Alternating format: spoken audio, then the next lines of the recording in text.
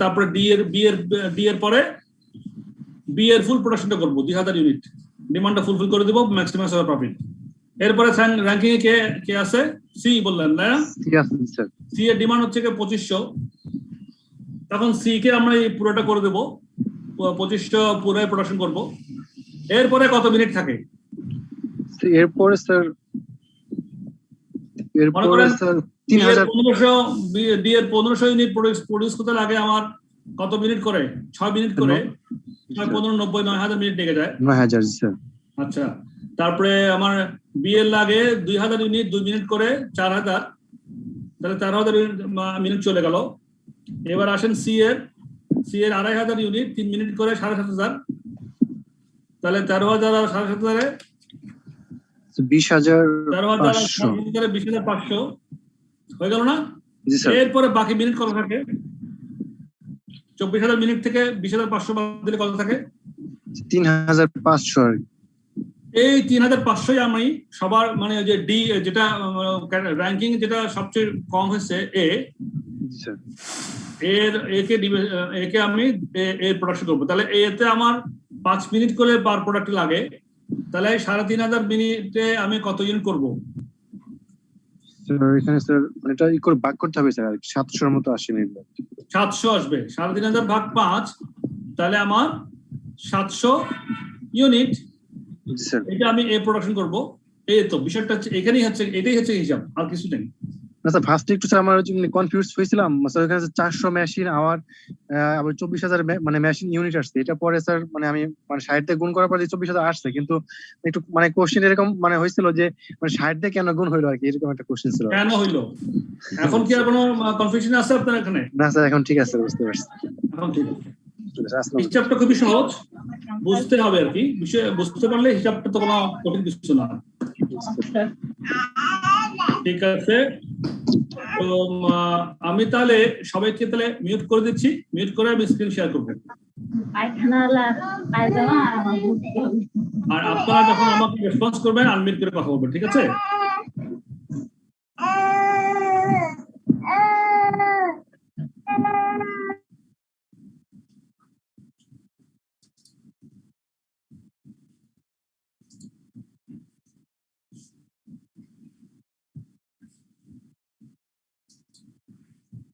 Screen দেখা যাচ্ছে কিনা বলেন?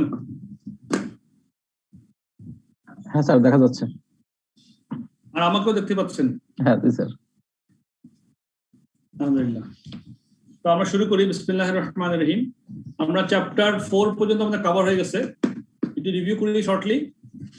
চ্যাপ্টার 4 পর্যন্ত আমরা কি পড়ছি? চ্যাপ্টার 1 তো গেল, চ্যাপ্টার 2 তে আমরা অ্যাবজর্পশন কস্টিং জানতে পারছি এবং মার্জিনাল কস্টিং জানতে পারছি। চ্যাপ্টার 3 তে মডার্ন কস্টিং এর একটা কনসেপ্ট সম্বন্ধে আলোচনা ছিল, সেগুলো আমরা ভালো মতো পড়ছি, বুঝছি।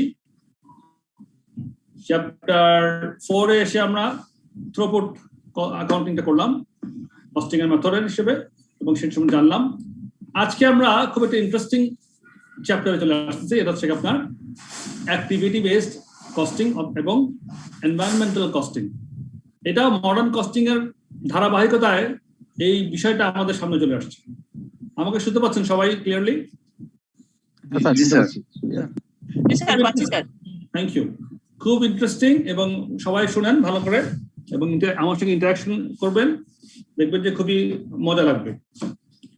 তো এই অ্যাক্টিভিটি বেসড কস্টিংটা কেন আসলো, কিভাবে আসলো, এগুলো আমরা একটু পরে আলোচনা করব। আগে আমরা এই চ্যাপ্টারে কি শিখবো সেটা আমরা একটু দেখে নিই। এই চ্যাপ্টারটা হচ্ছে মডার্ন কস্টিং এর একটা part, activity based and environmental costing.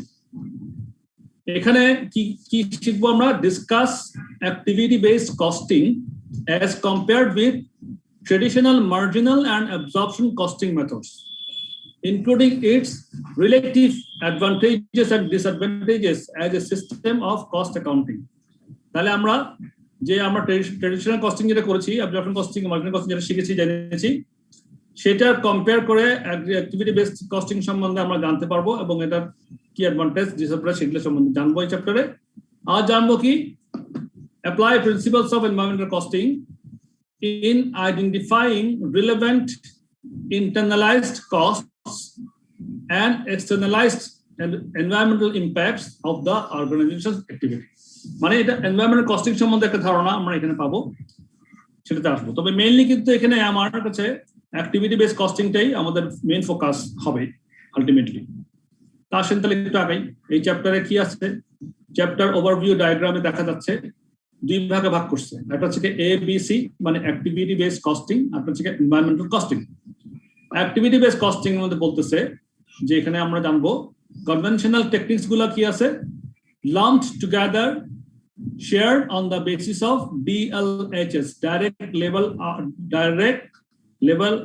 labor hours, shared on the basis of labor hours, lumped together and shared on the basis of labor hours. এটা হচ্ছে কনভেনশনাল টেকনিক্স ছিল, কিন্তু ABC তে গিয়ে বা অ্যাক্টিভিটি বেস কস্টিং এ split by activity, activity অনুযায়ী ভেঙে ভেঙে দেওয়া। লাম্প টুগেদারটা কি স্যার? Sorry, lumped together.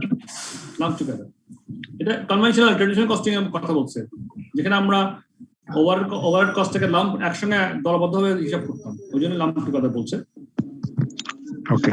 তারপরে shared on the basis of, এখানে ABC তে কি আছে, স্প্লিট বাই অ্যাক্টিভিটি আর shared on the basis of future cost drivers.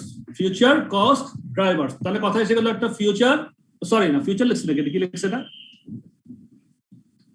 ফেয়ারার sir, fairer, right? Future না, fairer, on the basis of fairer cost drivers. fair মানে হচ্ছে কি বলেন তো, মানে fairer cost driver কথা হচ্ছে কি, মানে অধিকতর, মানে স্যার যেটা উপযুক্ত স্যার, যে খরচের জন্য fair, হ্যাঁ fair, উপযুক্ত, অধিকতর উপযুক্ত, fairer। তাহলে shared on the basis of fairer cost drivers, তার মানে এখানে কিছু আরো fairer কিছু পদ্ধতি আছে, সেগুলো আমরা আলোচনার মধ্যে জানতে পারবো। এই গেল এবিসির পার্টটা। আর এনভায়রনমেন্টাল কস্টিং এর পার্টটা হচ্ছে, এটা কনভেনশনাল টেকনিক্সে আমরা দেখতাম যে include as part of other overheads, মানে এনভায়রনমেন্টাল কস্টটাকে আমরা আদার ওভারহেডস এর পার্ট হিসেবে ইনক্লুড করতাম কনভেনশনাল টেকনিকে, কিন্তু অ্যাক্টিভিটি বেস কস্টিং এ এসে আমরা করতেছি split out and shared using appropriate cost drivers. তাহলে এখানে কস্ট ড্রাইভার্স একটা শব্দ চলে আসছে, এটা কি জিনিস আমরা একটু পরে আলোচনাতে ইনশাআল্লাহ বুঝে ফেলবো। তাহলে modern production environments, modern producers have changed the way that they produce so that they have much more machinery and computerized manufacturing systems, smaller batch sizes, less use of direct labor. Modern techniques এর মধ্যে কি দেখা যায়, modern এনভায়রনমেন্টের মধ্যে দেখা যাচ্ছে যে আমরা মেশিন ইউজে বেশি চলে গেছি এবং কম্পিউটারাইজড ম্যানুফ্যাকচারিং সিস্টেমে আমরা কিন্তু বেশি এখন চলে গেছি।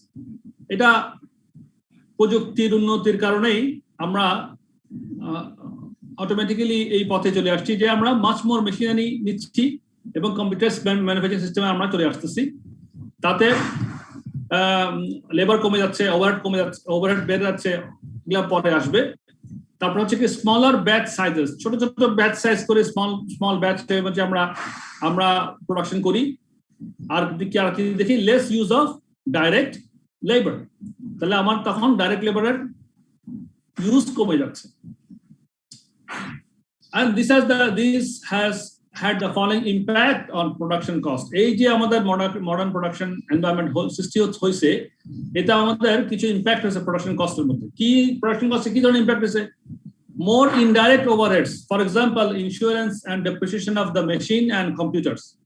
এটা more indirect overheads আমাদের বেড়ে গেছে। ইনডাইরেক্ট ওভারগুলো আগের তুলনায় এখন আরো বেশি হয়, আর লেস ডাইরেক্ট লেবার কস্ট, এবং ডাইরেক্ট লেবার কস্টটা কমে গেছে। তাহলে প্রোডাকশন কস্টের যে আমাদের যে বৈশিষ্ট্য, সেটা কিন্তু ক্যারেক্টারিস্টিক্স চেঞ্জ হয়ে যাচ্ছে। সুতরাং যদি কস্টিং এর এই বিষয়গুলো, কম্পোনেন্ট গুলো যে চেঞ্জ হয়ে যায়, তখন তো আমাদের কস্টিং মেথডও আমাদের চেঞ্জ আনতে হবে। সেই জন্যই মডার্ন কস্টিং এর বিষয় চলে আসছে, এবং এবিসি কস্টিং কথা আজকে আমরা যেটা আনবো সেটা আসছে। This means that the traditional methods of costing, মানে marginal and absorption, produce standard costs that are less useful due to inaccurate product cost. তাহলে প্রোডাক্ট কস্টিং যেটা আমাদের inaccurate হয়ে যাচ্ছে এখন, তাহলে আমাদের আগের সিস্টেমে যে আমরা স্ট্যান্ডার্ড কস্ট কাট করতাম ট্রেডিশনাল কস্টিং মেথডে, সেগুলো এখন একটু কম ইউজফুল হচ্ছে। The largest cost of production is indirect overheads, but these are categorized together in one figure that lacks detail and is not useful to management. আমাদের ম্যানেজমেন্টের কাছে এখন ওই যে ওভারহেড যেহেতু এখন বেড়ে গেছে, প্রোডাকশন ওভারহেড বেড়ে গেছে, অন্যান্য খরচের তুলনায় ওভারহেডটা বেড়ে গেছে, এবং ওগুলোকে এক জায়গায় ক্যাটাগরাইজ করে ফেলা হচ্ছে একসঙ্গে, এবং তাতে হচ্ছে কি lakhs detail and is not useful to management. তাহলে ওটাতে ডিটেইল আমরা ভাঙতে পারতেছি না। এই যে ওভারহেড কিসের ওভারহেড, কোথেকে ওভারহেড হলো, কেন এত বেশি হলো, এই যে আমরা যে চূর্ণ বিচূর্ণ করে কস্টটাকে আমরা ম্যানেজ করবো, সেটা এখানে হতে পারছে না ট্রেডিশনাল মেথডে। তাহলে ম্যানেজমেন্টের কাছে ইউজফুল কম হচ্ছে, because management does not know what components are of the largest production cost, মানে ইনডাইরেক্ট ওভারহেডস এর মধ্যে কোন কম্পোনেন্টটা আমাকে বেশি আমার প্রোডাকশন কস্টের জন্য দায়ী হচ্ছে, সেটা ম্যানেজমেন্ট বুঝতে পারতেছে না, and they cannot implement proper cost control। যদি আমরা যদি বুঝতেই না পারি কোথায় আমার কস্ট বেশি, তাহলে আমি কস্ট কন্ট্রোলটা কিভাবে করবো, তাহলে প্রপারলি আমি সেটা করতেই পারতেছি না। এগুলো হচ্ছে সবই আমাদের ট্রেডিশনাল কস্টিং মেথডের যেই প্রবলেমগুলো আমরা মডার্ন কস্টিং মেথডে এসে দেখতে পাচ্ছি, সেটা কম্পেয়ার করে বলা হচ্ছে। Then the costs are often allocated between products on the basis of direct labor hours. It is traditional method, despite the fact that labor hours, direct labor is becoming a smaller proportion of product cost and does not fairly reflect the relationship between the products and the indirect overheads. তাহলে ওভারহেডটা যেহেতু কম হচ্ছে, বেশি হচ্ছে, direct লেবারটা কম লাগতেছে, তাহলে আমাদের proportion যে ভাগ করছে সেটা কিন্তু ফেয়ার আর হচ্ছে না। আরেকটা কারণ হচ্ছে because cost are inappropriately or inaccurately shared between products. It means that the total production cost can be wrong, which can lead to poor pricing and production decision. যদি আমার যদি inappropriate এবং inaccurate ভাবে যদি আমি কস্টটাকে শেয়ারিং করি, overhead sharing করি, তাহলে আমাদের প্রোডাকশন কস্টটা রং হয়ে যাবে, এবং প্রোডাকশন কস্ট যদি আমরা রং ভাবে হিসাব করি, তাহলে তো আমাদের প্রাইসিংটাও আমরা সঠিকভাবে করতে পারবো না। প্রাইসিংটা, কারণ প্রাইসিংটা করি কিসের উপরে, প্রোডাকশন কস্টের বেস করে আমরা একটা মার্জিন যোগ করি, তারপরে তো আমরা সেলস প্রাইস ইনপুট করি, তাহলে প্রাইসিংটা ভুলে যাবে, এবং প্রোডাকশনের যে ডিসিশন নিব সেটাও ভুলে যেতে পারে। এগুলো সব ট্রেডিশনাল কস্টিং মেথডের সঙ্গে কম্পেয়ার করে, মডার্ন কস্টিং এর এবিসি কস্টিং এর কথা কম্পেয়ার করে এই কথাগুলো বলা হয়েছে। Activity based costing has been developed to solve the problems that traditional costing methods create in these modern environments. তাহলে আমাদের এখন এই জন্যই আমাদের এত কিছু ঘটনা যে আমরা পড়লাম, যে আমাদের সমস্যাগুলো দেখতে পাচ্ছি, সেগুলোর কারণে অ্যাক্টিভিটি বেসড কস্টিং এর ডেভেলপ হয়েছে। আচ্ছা, প্রবলেমস, ট্রেডিশনাল কস্টিং এর প্রবলেম কি ছিল, প্রবলেমস উইথ অ্যাবজর্পশন কস্টিং কি ছিল, সেটা একটু রিভিউ করে ফেলি। তাহলে এটা রিভিউ করতে পারলে এবিসি কস্টিংটা আমাদের ধরতে সুবিধা হবে। তাহলে একটু পড়ি। Traditional absorption costing charges overhead cost to products or services in an arbitrary way. In product costing, overheads are absorbed on the basis of the volume of production in each production department or center. The basis for setting an absorption rate is volume related, such as an overhead absorption rate per unit produced, a rate per direct labor hour, or a rate per machine hour. আমরা তাহলে ওভারহেডটাকে এভাবে আমরা adoption করতে শিখে আসছি absorption costing মেথডের মধ্যে। The assumption underlying this method of costing is that overhead expenditure is connected to the volume of production activity, যেগুলো আমরা অ্যাবজর্পশন কস্টিং এর মধ্যে প্র্যাকটিস করেছি বিগত চ্যাপ্টারগুলোতে। This assumption was probably valid many years ago when production systems were based on labor intensive or machine intensive mass production or of fairly standard items. Overhead costs were also fairly small relative to direct materials and direct labor costs. Therefore, any inaccuracy in the charging of overheads to products cost was not significant. মানে আগে ছিল আমাদের কি, আমরা direct material direct লেবারের কস্টে বেশি ছিল, overhead কস্টে কম ছিল, রিলেটিভলি ওভারহেড কস্টে কম ছিল। আরটা ছিল কি, the assumption is not valid in a complex manufacturing environment where production is based on smaller customized batches of products. Indirect costs are high in relation to direct cost, and a high proportion of overhead activities such as production scheduling, order handling, and quality control are not related to production volume. For similar reasons, traditional absorption costing is not well suited to the costing of many services. এগুলা আমরা যেগুলা পড়ে এসেছি absorption costing এ সেগুলা নিয়ে আবার পুনরায় আলোচনা হচ্ছে এবং কি প্রবলেমগুলো ছিল সেগুলা জেনে নিচ্ছি এবং এগুলা জানার কারণে আমরা বুঝতে পারবো অ্যাবজর্পশন কস্টিং এর পরে আমরা কেন এবিসি কস্টিংটা আমাদের জন্য ভালো হবে। আচ্ছা, problems with marginal costing key. There are also major problems with marginal costing, but for different reasons. In marginal costing, products or services are valued at their marginal cost, and the profitability is assessed by calculating the contribution earned from each product or service. আপনারা এগুলো ধরতে পারছেন কথাগুলো আমরা যে আগে পড়ে আসছি মার্জিনাল কস্টিং এ এবং অ্যাবজর্পশন কস্টিং এ? জি স্যার। আচ্ছা, প্রশ্ন থাকলে আমাকে বলবেন, আমাদের যেন কোনো প্রবলেম কোনো কনফিউশন নিয়ে যেন না আগাই কেউ। Fixed costs are assumed কোথায়? মার্জিনাল কস্টিং বলছি। In marginal costing, products or services are valued at their marginal cost, and profitability is assessed by calculating the contribution earned from each product or service. Fixed costs are assumed to be time related and are charged against profit as a cost for the period. This can be a useful costing method when variable costs are a large proportion of total cost. তাহলে যখন আমার variable কস্টটা অনেক large proportion থাকে তখনই marginal কস্টটা কিন্তু আমার জন্য বেশি ইউজফুল হয় কস্টিং মেথড হিসেবে, কারণ কস্ট যেদিকে বেশি সেটা নিয়ে আমাদের বেশি চিন্তা করা উচিত। তো কিন্তু বর্তমান সিচুয়েশনটা চেঞ্জ হয়ে যাচ্ছে। The main criticisms of marginal costing as a method of measuring product cost and profitability are that variable cost might be small in relation to fixed costs. Fixed costs might be fixed in relation to production volume, but they might vary with other activities that are not production related. তো এই হলো মোটামুটি বিষয়। আমরা activity based costing এ যাবার কেন আমাদের যেতে হচ্ছে, কেন আমরা অ্যাক্টিভিটি বেসড কস্টিং এ থেকে মডার্ন কস্টিং এর দিকে আমরা কস্ট অ্যাকাউন্টেন্টরা আমরা যাচ্ছি, সেটা কারণ হচ্ছে এগুলো অ্যাবজর্পশন কস্টিং এ কি কি প্রবলেম ছিল এবং মার্জিনাল কস্টিং কি এখন যে কস্টিং এর যে মেথডটা কস্টিং এর যে কম্পোনেন্টটি চেঞ্জ হচ্ছে। আমার প্রোডাকশন কস্ট আগে ছিল ম্যাটেরিয়াল লেবার এগুলোর কস্ট বেশি ছিল, ওভারহেডটা কম ছিল কম্পারেটিভলি, এখন কিন্তু ওভারহেডটা বেশি হচ্ছে এবং ওভারহেডের চার্জটাও বেশি হচ্ছে। প্রোডাক্ট কস্টিং, প্রোডাকশন কস্টিং এগুলোর জন্য প্রাইসিং সবকিছু বিষয় নির্ধারণ করার জন্য আমাদের এখন নতুন যে সিস্টেমটা আমরা এখন চিন্তা করছি বা আমরা প্র্যাকটিস করছি সেটা হচ্ছে অ্যাক্টিভিটি বেসড কস্টিং। কখন লাগবে এটা? তো এই হচ্ছে অ্যাক্টিভিটি বেসড কস্টিং এর শুরু।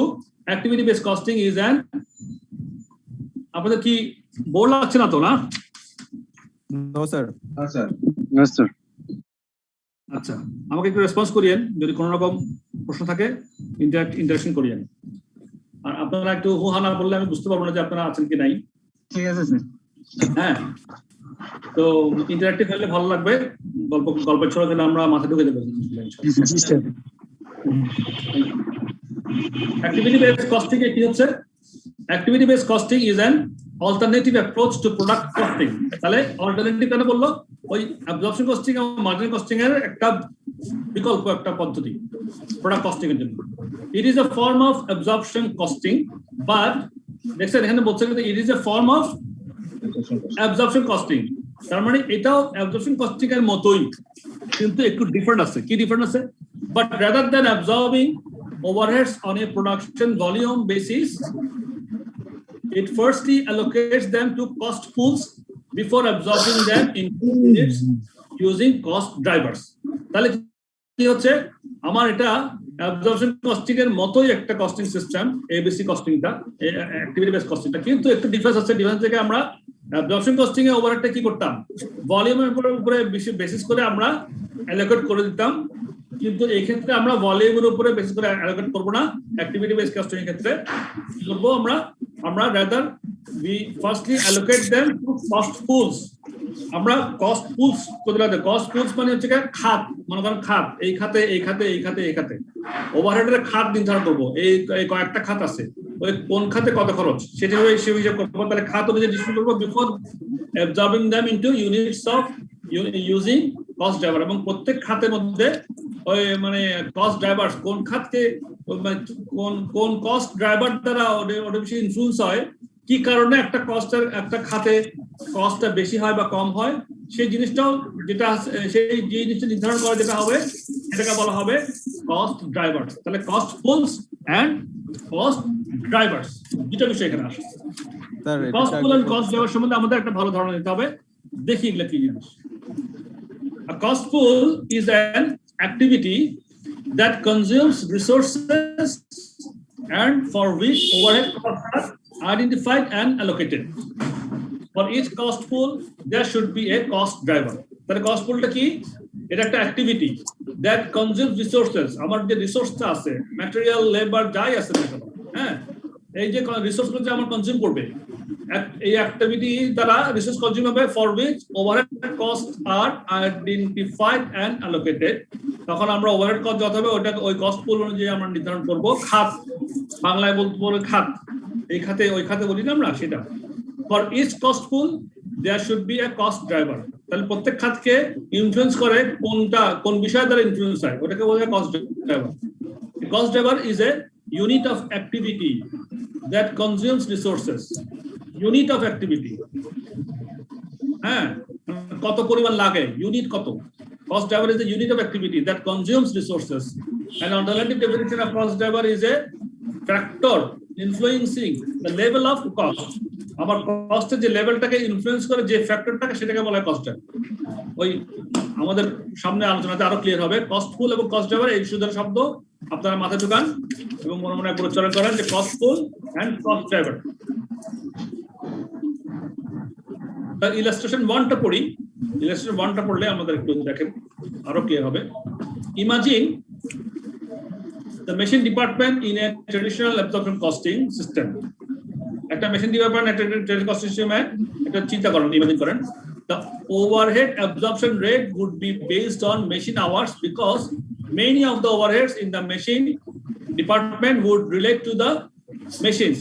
Many of the machine hours overhead আমরা কি করতাম, the overhead absorption rate would be based on machine hours because many of the overheads in the machine department would relate to the machines.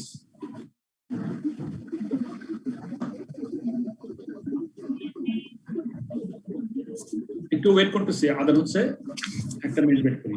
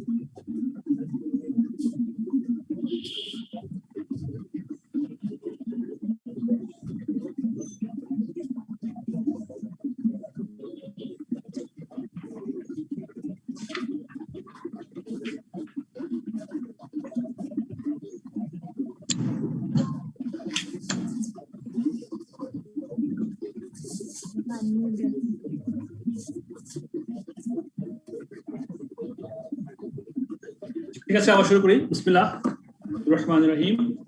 তাহলে imagine the machine department in a traditional absorption costing. একটা traditional costing absorption costing সিস্টেমের মধ্যে একটা machine ডিপার্টমেন্টের কথা চিন্তা করেন। সেখানে আমরা কি করতাম, ওভারহেড অ্যাবজর্পশন রেটটাকে কিভাবে বের করতাম, based on machine hours. Machine hours উপরে আমরা ওভারহেড অ্যাবজর্পশন রেটটাকে বের করছি because many of the overheads in the machine department would relate to machines. For example, power, maintenance, machine depreciation, etc. So, using a machine hour basis would seem fair. However, not only does the machine department have machine related costs, but also in an absorption costing system, it would also have picked up a share of rent and rates, heating, lighting, building depreciation, canteen cost, personal cost, etc. তাহলে আপনি আমাকে বলেন যে এই যে rent আমার যে factory rent, এটা আমার কি মেশিনের সঙ্গে জড়িত কিনা? বিল্ডিং ডেপ্রিসিয়েশন, ক্যান্টিন কস্ট, এগুলো কি আমার মেশিনের সঙ্গে জড়িত কিনা? No. নো। এই যে নো হলো, হ্যাঁ এগুলোতে মেশিনের সাথে রিলেটেড হওয়ার কথা না, কিন্তু আমরা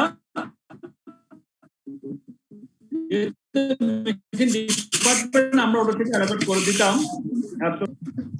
This cost would also be absorbed on a machine hour basis because everything is the machine department is absorbed on machine hours, and whilst this is fair for power, maintenance, machine depreciation, it is inappropriate for other cost. একটা machine ডিপার্টমেন্টের জন্য মেশিনের জন্য যে পাওয়ারটা লাগায় সেটা appropriate, maintenance সেটা অ্যাপ্রোপ্রিয়েট, মেশিন ডেপ্রিসিয়েশন সেটা অ্যাপ্রোপ্রিয়েট, বাট আমার ফ্যাক্টরি রেন্ট, আমার বিল্ডিং ডেপ্রিসিয়েশন, আমার ক্যান্টিন কস্ট, পার্সোনাল কস্ট, এগুলো তো অ্যাপ্রোপ্রিয়েট না, তাই না? এটাই ছিল আমাদের অ্যাবজর্পশন কস্টিং। কিন্তু আমরা যা করতাম, আমরা কিন্তু থোক বরাদ্দ করে দিতাম। আমরা টোটাল ওভারহেডটাকে মেশিন ডিপার্টমেন্টে যে কেউ কিছু বললেন, তো আমরা যে মেশিন আমাদের যে খরচ ছিল, মেশিনের ডিপার্টমেন্টের খরচ থেকে আমরা ঠক করে দিতাম। কিন্তু এই যে বিভিন্ন আরো যে বিভিন্ন কস্ট পুল আছে, কস্ট ড্রাইভার আছে, ওদের কারণে এখন দেখা যাচ্ছে না এটা কিন্তু অ্যাপ্রোপ্রিয়েট হচ্ছে না। ABC overcomes this problem by not using departments as gathering points for cost. এই যে কথা বলছে গ্যাদারিং পয়েন্টস, আমাদের প্রথমে শুরু ছিল একটা লাম্পস কথাটা আসছিল, এই গ্যাদারিং লাম্প একই অর্থে সমর্থক। ABC overcomes this problem by not using departments as gathering points for costs, but instead using activities. And there would, for example, be a machine-related activity to which power would be charged, machine depreciation would be charged, machine maintenance would be charged.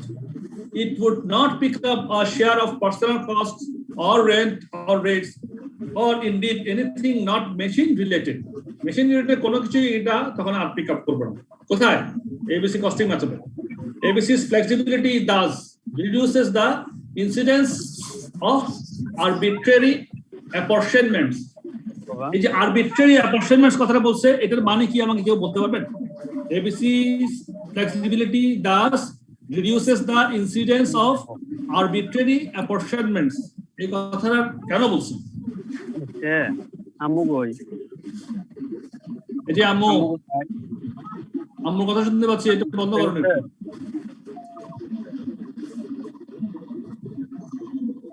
হ্যাঁ, আমাকে কেউ বলবেন?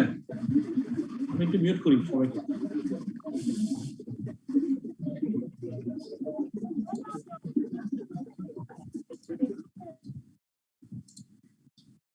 হ্যাঁ, এই যে কথাটা বলছে ABC's flexibility thus reduces the incidence of arbitrary apportionments. Apportionments কথাটা অর্থ মনে আছে আপনাদের? আমরা কিন্তু আলোচনা করেছিলাম আগের চ্যাপ্টারগুলোতে। Apportionments, ঐচ্ছিক বন্টনটা রিডিউস করো। অ্যাপরশনমেন্টটা কোথা থেকে আসছে কথাটা একটু বলেন তো, একটু রিভিউ করতে পারেন কিনা, মনটাকে একটু দেখেন তো, চিন্তা করে আনতে পারেন কিনা। অ্যাপরশন কথাটা কোথা থেকে আসছে? স্যার অ্যাপরশনমেন্ট অংশীদার থেকে, এটা হলো অনুপাত। আর আরবিট্রারি, সরি কথাটা কেন আসছে এখানে একটু কি মনে করতে পারেন? স্যার আনুপাতিক হারে, মানে অংশীদারি কারবার থেকে। আচ্ছা, আমরা চ্যাপ্টার 2 তে স্ট্যান্ডার্ড কস্ট, হ্যাঁ বলেন, স্ট্যান্ডার্ড কস্টে যে ইয়াটা করছিলাম আমরা, ওইখানে স্ট্যান্ডার্ড কস্টে আমরা যে কস্টটাকে অ্যালোকেট করতাম, অ্যালোকেটের একটা পার্ট ছিল অ্যাপরশনমেন্ট। ওইখানে স্ট্যান্ডার্ড কস্টিং আমরা তো কোনো স্ট্যান্ডার্ড কস্ট করি নাই, আমরা পড়ছি অ্যাবজর্পশন কস্টিং, মার্জিনাল কস্টিং, এগুলো স্ট্যান্ডার্ড কস্ট কার্ড সম্বন্ধে জানতে পারছি। কিন্তু স্ট্যান্ডার্ড কস্ট বলতে কোনো কস্টিং মেথড নাই। স্ট্যান্ডার্ড হচ্ছে স্ট্যান্ডার্ড, সাধারণ স্ট্যান্ডার্ড শব্দটাই, কিন্তু স্ট্যান্ডার্ড কস্টিং আমরা এখানে এভাবে বলি না। আমরা শিখে আসছি absorption costing, marginal costing, overhead absorption procedure আমরা করছিলাম। রাইট, আমি ওভারহেড শব্দটা শুনতে যাচ্ছিলাম। আমরা চ্যাপ্টার 2 এর 15 পেজে আপনি যদি দেখতে পান, পেজ 15 চ্যাপ্টার 2, ওখানে লেখা আছে আমরা review of overhead absorption procedure. আমরা ওভারহেড অ্যাবজর্পশন প্রসিডিউরটা কিভাবে করি? প্রথমে আমরা ওভারহেডটাকে অ্যালোকেশন করি। কিসের জন্য বেসিস অ্যালোকেশন করি? বিভিন্ন ডিপার্টমেন্টে, maintenance department, production department, sales department, ওভারহেডটাকে আমরা অ্যালোকেশন করি। এটা অ্যাবজর্পশন কস্টিং মেথডের কথা বলছিলাম, মনে পড়ে এখানে দেখেন। প্রথমে আমরা কি করতাম? ওভারহেডটাকে অ্যালোকেশন করতাম বিভিন্ন ডিপার্টমেন্টে। এরপরে ওই ডিপার্টমেন্টে ওভারহেড যেটা প্রত্যেক ডিপার্টমেন্ট বা যেটা ভাগ করছি ওখানে গিয়ে আমরা আবার অ্যাপরশন করতাম, মানে মনে করেন একটা প্রোডাকশন ডিপার্টমেন্টের মধ্যে মেইনটেনেন্স ডিপার্টমেন্ট, তারপরে আপনার সুইং ডিপার্টমেন্ট, কাটিং ডিপার্টমেন্ট, এভাবে করে করে আমরা ডিপার্টমেন্ট ওয়াইজ থেকে আবার ওই ডিপার্টমেন্টের জন্য যতটুকু আমরা ওভারহেড অ্যালোকেশন করছিলাম ওই অ্যালোকেটেড ওভারহেডটাকে আমরা আবার ভাগ করে দিতাম, ওটাকে বলতে হবে অ্যাপরশনমেন্ট। তারপরে ওটার বেসিসে ওভারহেড অ্যাবজর্পশন, এই কথাটা আসছিল, সেই জন্যই একটু রিভিউ করলাম। এবিসিতে কিন্তু এখানে একটা ফ্লেক্সিবিলিটি আমরা পাই। কি পাই? যে আমরা কস্টটাকে একদম থোক বরাদ্দ করে ওই ডিপার্টমেন্ট ওয়াইজ ভাগ করে দিই না, এখান থেকে আমরা একদম স্পেসিফিক করে ভাগ করি। স্পেসিফিক্যালি কোনটা কোন খরচ কিসের জন্য রিলেটেড, কোন খরচ কিসের দ্বারা প্রভাবিত হয়, কি কারণে হয়, সেগুলোকে আমরা অ্যানালাইসিস করে খুঁটিনাটি করে বের করার চেষ্টা করি যে একদম পারফেক্ট পিউরিটি আনার জন্য কস্টিং এর মেথডের মধ্যে। তাহলে আবার পড়ি, ABC overcomes this problem. কোন প্রবলেম? অ্যাবজর্পশন কস্টিং এর যে মেথড আমরা করে আসি সেটা by not using departments as gathering points for costs but instead using activities. কিন্তু তখন আমরা কি করি ABC তে অ্যাক্টিভিটি গুলোকে ব্যবহার করে করে আমরা ওভারহেডটাকে আমরা নির্ধারণ করি। and there would for example be a machine related activity to which power would be charged. সুতরাং মেশিন রিলেটেড অ্যাক্টিভিটি মানে শুধুমাত্র মেশিনের জন্য যে পাওয়ার খরচ করি সেটা আমরা চার্জ করব। মেশিন ডেপ্রিসিয়েশন, আমার মেশিন ওটা মেশিন ডেপ্রিসিয়েশনটা ওখানে চার্জ করতে পারি, যেহেতু মেশিন রিলেটেড, মানে মেশিন রিলেটেড যা কস্ট তখনই সেটাই আমরা পিক আপ করতে পারবো, অন্যগুলো না। যেমন আরো আছে machine maintenance, that would be charged. তারপরে আরো বলছে কি it would not pick up a share of personal cost. Personal cost মানে কি? আমার এমপ্লয়ি আছে, ওদের খরচ আছে, বেতন আছে, ওদের বোনাস আছে, ওই কস্টটা আমি মেশিন রিলেটেড কস্ট থেকে আমি পিক আপ করবো না, ওইটা আমি অন্য খাতে হিসাব করবো। তাহলে আমি মেশিন ডিপার্টমেন্টের জন্য পার্সোনাল কস্ট তাহলে হিসাব করবো না। তাহলে it would not pick up a share of personal cost or rent or rates. Rent মানে ফ্যাক্টরি রেন্ট হতে পারে, হাউস রেন্ট হতে পারে, অফিস রেন্ট হতে পারে, or rates or indeed anything not machine related, যেটা মেশিন রিলেটেড না, এরকম কিছুই আমি মেশিন ডিপার্টমেন্টে আর মেশিনের জন্য সঙ্গে আমি সম্পর্কিত করবো না। তাহলে কি হচ্ছে? এবিসিস ফ্লেক্সিবিলিটি। তাহলে এবিসিতে একটা ফ্লেক্সিবিলিটি থাকে আমাদের। দাস এভাবেই reduces the incidence of arbitrary apportionments. তাহলে এই যে আরবিট্রারি হয়ে যায়, আমরা অপারেশন কস্টিংয়ের মধ্যে যখন এরকম যখন আমরা ওভারহেডটাকে যখন চার্জ করে দিই ওটাকে বলে অ্যাপরশনমেন্ট যখন করে দিই, বা অ্যাবজর্পশন যখন করে ফেলি, বা অ্যালোকেশন যখন করি, অ্যালোকেশনের পরে অ্যাপরশনমেন্ট, অ্যাপরশনের পরে অ্যাবজর্পশন, তো এইগুলা যখন করি ওটাতে আমাদের আরবিট্রারি হয়, আমাদের মতদ্বৈততার সৃষ্টি হয়। কিন্তু এটা মোর অ্যাকিউরেটলি আমরা এখানে এবিসিতে আমরা করতে পারি বলে এটা ওই যে অ্যাবজর্পশন কস্ট থেকে যে আরবিট্রারি অ্যাপরশনমেন্ট হইতো সেখান থেকে আমাদের কিছু অনেকখানি রেহাই দিচ্ছে। কথা ক্লিয়ার? বুঝতে পারছেন এবিসি কি জিনিস? জি স্যার। এবিসি আমরা অঙ্কতে যাব একটু পরে, কিন্তু আমাদের এই কনসেপ্টটা হচ্ছে বেসিক কনসেপ্ট। যদি এটা মাথায় নিয়ে অঙ্ক করি আমাদের অঙ্কতে কোনো ঝামেলা হবে না। যদি এটা এই কনসেপ্ট মাথায় না থাকে তাহলে আপনার অনেক ধরনের কোয়েশ্চেন আসতেছে। যাই হোক, অঙ্কের মধ্যে আরো সমাধান হবে। তবে আপাতত একটু যা আমরা ডিসকাস করছি একটুকের মধ্যে করে কারো কোনো প্রশ্ন আছে কিনা?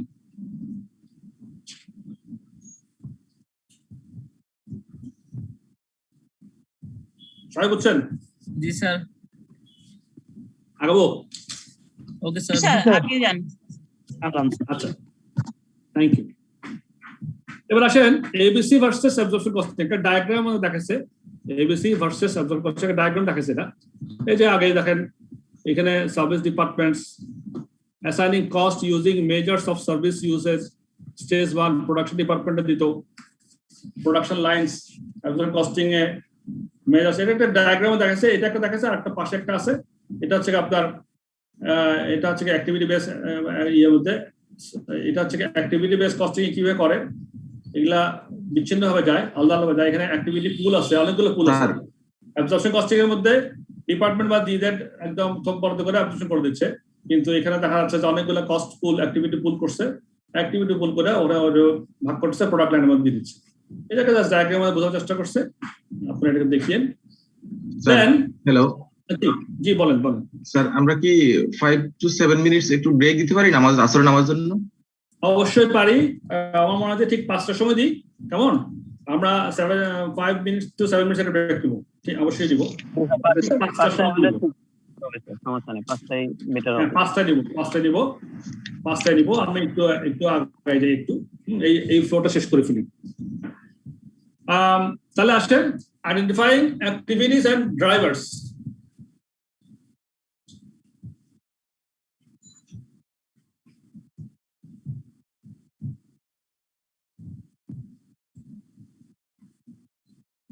হ্যাঁ,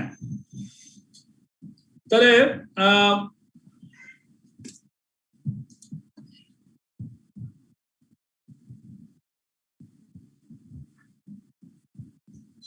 if a business decides to adopt activity-based costing to measure the costs and profitability of its products and services, it must identify the key activities that consume resources and the cost driver for each of those activities. যেগুলো আলোচনা করলাম সেই বিষয়টা, যে যদি আমরা যদি activities based costing কোনো কোম্পানি করতে চায়, কেন? Two measure the cost and profitability. দেখেন প্রত্যেকটা মেথডে আমরা কস্ট সম্বন্ধে আলোচনা করেছি এবং প্রফিটেবিলিটি সম্বন্ধে আলোচনা করেছি, এক্ষেত্রেও তাই। To measure the cost and profitability of its product and service, it must identify the key activities. মূল অ্যাক্টিভিটিগুলো কোনগুলো, সেগুলো প্রথমে আমাদেরকে ইট মাস্ট বি আইডেন্টিফাই করতে হবে। দ্যাট কনজিউম রিসোর্সেস, যেটা আমার রিসোর্স গুলোকে কনজিউম করে, যেই অ্যাক্টিভিটির কারণে আমার রিসোর্স কনজিউমড হয়, and the cost drivers for each of those activities, এবং ওই অ্যাক্টিভিটি গুলোকে কোন কস্ট ড্রাইভার দ্বারা ইনফ্লুয়েন্স হয়ে অ্যাক্টিভিটি গুলো পরিচালিত হয়। There might be a large number of different activities, অনেক ধরনের অ্যাক্টিভিটি থাকে, but in an accounting system it is usually necessary to simplify the overhead cost analysis and select a fairly small number of activities. তাহলে activity বেশি করে করব না, আমরা অ্যাক্টিভিটিকে কমার চেষ্টা করব, তাতে আমাদের কাজ করতে সুবিধা হবে, সময় কম লাগবে, বেশি সময় লাগবে না। If a large number of activities are identified and used in ABC, the task of analyzing cost becomes more complex and time consuming, and the value of the additional accuracy might not justify the cost and the effort. আমরা যে এফোর্টটা দিব এবং যে কস্টটা খরচ হবে, ওই যে accuracy আনতে গিয়ে আমরা যে খরচ এবং এফোর্ট দিব সেটা হয়তো বা জাস্টিফাইড হবে না যদি আমরা বেশি টাস্ক করে ফেলি, বেশি কমপ্লেক্স করে ফেলি। For any activity, there might be just one cost driver or several different cost drivers. Where there are several cost drivers, it is necessary to select just one for the purpose of ABC analysis. যখন কোনো ক্ষেত্রে দেখা যাবে, অনেক ক্ষেত্রে কোনো cost পুলকে অনেকগুলো cost driver influence করতেছে, তাহলে আমাদের সবগুলো নেওয়ার দরকার নেই। আমরা তখন কি করব? It is necessary to select just one for the purpose of ABC analysis. ওই ওয়ানটাও আমরা নির্ধারণ করব, যেটা বেস্ট মনে হবে সেটাই নিব। Identifying activities. The main activities that consume overhead resources differ from one type of business to another.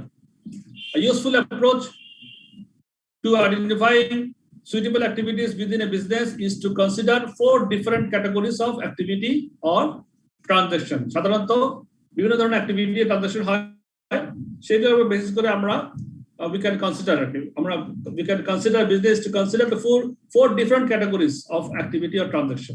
একটা হচ্ছে লজিস্টিক্যাল ট্রানজাকশন, একটা ব্যালেন্সিং ট্রানজাকশন, একটা কোয়ালিটি ট্রানজাকশন, চেঞ্জ ট্রানজাকশন। এই যে আমরা বিভিন্ন ধরনের কাজকর্ম করে থাকি ব্যবসা বাণিজ্যে, ওইটাকে 4টা ক্যাটাগরিতে ভাগ করছে বোঝার সুবিধার জন্য, আর কিছু না। Logistical transactions, these are activities of transactions concerned with moving materials or people, with the ranking and progress of materials or work through the system. Balancing transactions, these are concerned with ensuring that the resources required for an operation are available. For example, the buying department has to make sure that raw material are available to meet production department's requirements. Quality transactions, these are concerned with ensuring that output or service levels meet quality requirements and customer expectations. Inspections and handling customer complaints are both examples of quality transactions. Change transactions, these are activities required to respond to changes in customer demand, a change in design specifications, a scheduling change, a change in production delivery method, etc. এই হলো মোটামুটি আমার activity সম্বন্ধে একটা ধারণা দিলাম। আর cost driver গুলো কি? Identified cost driver for each selected activity. যখন আমি অ্যাক্টিভিটি যখন সিলেক্ট করে ফেলছি তখন আমরা কি করবো? That should be a cost driver. একটা কস্ট ড্রাইভার থাকবে যেটা আমরা আলোচনা করেছি একটু আগে। The chosen cost driver must be এক নম্বর relevant and easy to measure. সেটা রিলেভেন্ট হতে হবে এবং মেজার করতে সহজ হইতে হবে। রিলেভেন্ট মানে in other words there should be a connection between the cost driver and the consumption of resources for that activity. And easy to measure হচ্ছে measuring the units of cost driver and identifying the products and services to which they relate needs to be a fairly easy and straightforward process. আচ্ছা, আমরা এগুলো কেন করতেছি? আমাদের যে theoretical বিষয়গুলো আমাদের যখন মাথায় ভালোভাবে থাকবে, অঙ্ক করার সময় আমাদের খুবই সহজ হবে। সুতরাং এই বিষয়গুলো আমাদের একটু আলোচনা করা দরকার, এর জন্য আলোচনা করে চলে যাচ্ছি। মাথায় একবার ঢুকাবেন, বা আর একবার ঢুকে গেলে আর লাগবে না, আপনাদের মাস্ট রিভিউ করে নেবেন। এই প্যারাটা পড়েই আমরা নামাজ চলে যাবো ইনশাল্লাহ। Often the cost driver is the number of transactions relating to the activity. Cost driver is the number of transactions related to the activity. For example, the cost driver example কি আছে? The cost of setting up machinery for a production run might be driven by the number of setups. আমার মনে করেন machinery setup করতে হয়, cost of setting machinery. আমার machinery যে setup করতে হয়, cost of setting up machinery or for a production run might be driven by the number of setups. কত নাম্বার সেটআপ করতে, কতবার সেটআপ করলাম, বা কয়টা জব করলাম, কয়টা ব্যাচ প্রডিউস করলাম, তাহলে ব্যাচে ব্যাচে আমার কত মেশিন সেটআপ করতে দিতে পারে, ওর একটা কস্ট আছে। কস্ট অফ সেটিং আপ, এই কয়েকটা পয়েন্ট একটু ভালো করে মাথায় ঢুকান, কারণ এগুলো আমাদের কাজে আসবে অঙ্ক করার সময়। The cost of setting up machinery for a production run might be driven by the number of setups. হয়তোবা নাম্বার অফ সেটআপ দ্বারাই এটা আমার কস্ট অফ মেশিনারি সেটআপের বিষয়টা আমরা ইনফ্লুয়েন্স হয়। The cost of running machines might be driven মানে cost driver, কোনটা দিয়ে ইনফ্লুয়েন্স হচ্ছে? কস্ট অফ রানিং মেশিনটা might be driven, cost of running machines might be driven by the number of machine hours for which the machines are running. বুঝতেছেন তো না কথাটা? জি sir. আপনাকে আসেন আমার সঙ্গে নাকি নাই? স্যার মাঝে মাঝে তো আমি হারাই যাই, আপনারা একটু হারাই যান না, আমাকে ধরে রাখেন একটু। হ্যাঁ, একটু আমাকে রেসপন্স করিয়ে দিন। The cost of assembling the product assembling মানে কি? একটা প্রোডাক্টকে অ্যাসেম্বল করে বিভিন্ন পার্টস থাকে, সেগুলোকে একসাথে বিভিন্ন পার্টস জোড়া লাগানো, যে বিভিন্ন পার্টস জোড়া লাগানো হয়, ওইটাই তো অ্যাসেম্বলিং, তাই না? তাহলে cost of assembling the product may be based on the number of direct labor hours. কত লেবার আওয়ার? maybe বলতে গেলে মাস্ট বি বলতে গেলে maybe based on the number of direct labor hours. Cost of order processing might be related to the number of orders received. যতগুলো order receive করছে, order processing করতে যত খরচ হবে ওটা রিলেটেড থাকবে। Cost of dispatch might be related to the number of orders dispatched or to the weight of the items dispatched. Cost of purchasing might be related to the number of purchase orders made. কয়টা purchase order দিলাম, cost of purchasing এর মধ্যে সেখানে ওই order purchasing মধ্যে হয়তো থাকতে পারে।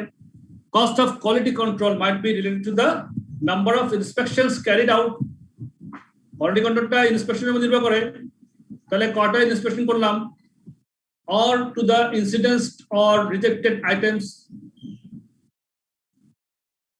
এই হলে কি মোটামুটি আমাদের কস্ট ড্রাইভার কিভাবে আমরা সিলেক্ট করব তার একটা চিন্তা করার একটা খোরাক দিল, ধারণা দিল।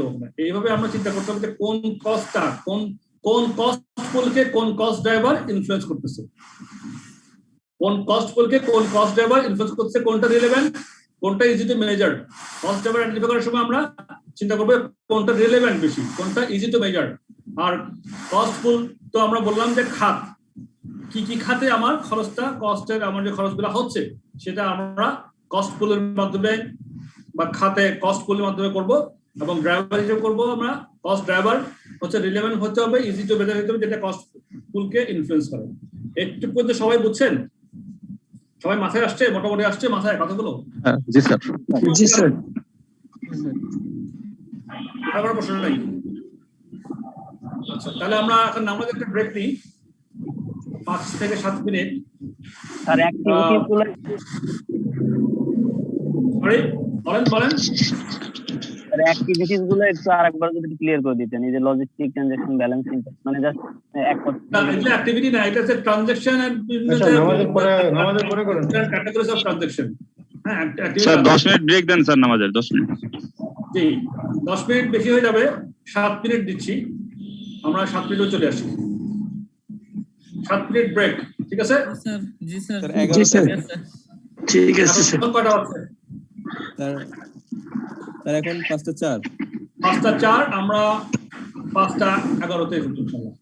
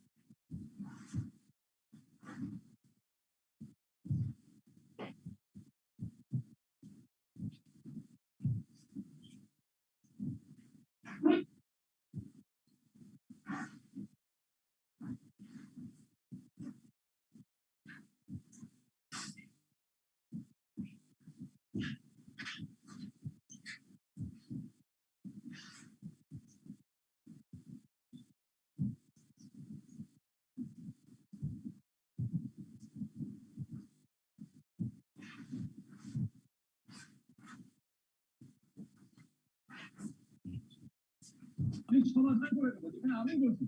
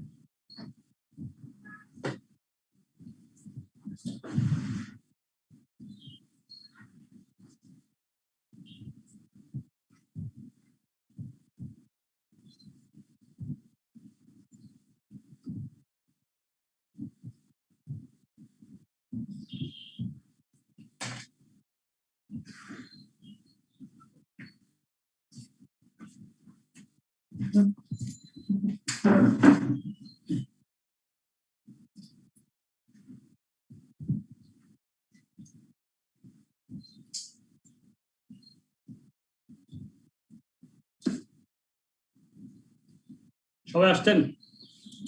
জি স্যার আছে। ও আমার তো আসলে 10 মিনিট লেগেছে না? এনিওয়েজ সবাই আসছেন তো না?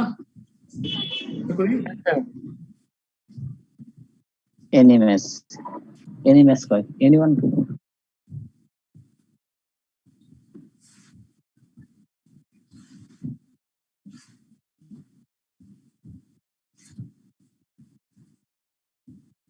হ্যাঁ, আমি সবাইকে মিট করে দিচ্ছি, আপনারা আমার সঙ্গে যখন কথা বলবেন আনমিট করে কথা বলবেন। তাহলে আমরা কি জানলাম? এবিসি কস্টিং এর সম্বন্ধে জানছি এবং কস্ট পুল, কস্ট ড্রাইভার দুটি জিনিস আমাদের মাথায় আসছে, সেটা নিয়ে আমরা আলোচনা করছি। এখন আমরা দেখব calculating the full production cost per unit using ABC. আমরা অ্যাক্টিভিটি বেস কস্টিং করে এই মেথডে গিয়ে আমরা প্রোডাকশন কস্ট পার ইউনিট কিভাবে করতে পারি। Full production cost, calculating the full production cost কথাটার মানে কি বলেন তো? কেউ একজন বলেন, ফুল প্রোডাকশন কস্ট মানে কি? প্রোডাক্ট উৎপাদন হতে যতগুলো কস্ট হয়েছে সবগুলো, যতগুলো কস্ট কে আর একটু অন্য ভাষায় বললে কি বলবেন? Fixed and variable both cost. Fixed cost and variable cost both. হ্যাঁ, এটা হচ্ছে রাইট আনসার। সব cost, semi variable, semi fixed এগুলো তো অন্তর্ভুক্ত থাকতে পারে। এভরিথিং সব কস্ট হলো আমার প্রোডাকশন হলো যার কস্ট সব কিছু। But there are 5 basic steps to calculating an activity based costing. পাঁচটা স্টেপ আছে, কি কি? Number 1, group production overheads into activities according to how they are driven. Production overhead গুলো একটা অ্যাক্টিভিটির মধ্যে গ্রুপিং করতে হবে। Number 1 step. A cost pool is the grouping of cost pool. দেখছেন cost pool কথা আসছে। A cost pool is the grouping of costs relating to a particular activity which consumes resources and for which overhead costs are identified and allocated. For each cost pool, there should be a cost driver. তাহলে আমরা step 1 এ কি হচ্ছে group করব production ওভারহেডগুলোকে into activity অনুযায়ী grouping করে ফেলবো। Step 2 তে কি করব? Identify cost drivers for each activity. এই যে গ্রুপিং করলাম অ্যাক্টিভিটিগুলোকে, তাহলে এটার সঙ্গে কোন অ্যাক্টিভিটিকে কোন কস্ট ড্রাইভারটাকে পুশ করতেছে আইডেন্টিফাই করবো। সেটা identify cost driver for each activity, that is what causes this activities cost to be incurred.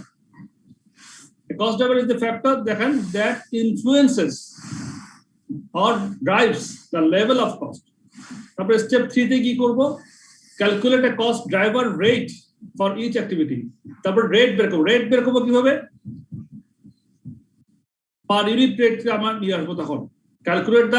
Calculate a cost driver rate for each activity. The cost driver rate is calculated in the same way as the absorption costing overhead absorption rate. However, a separate cost driver rate will be calculated for each activity by taking the activity cost and dividing by the cost driver information.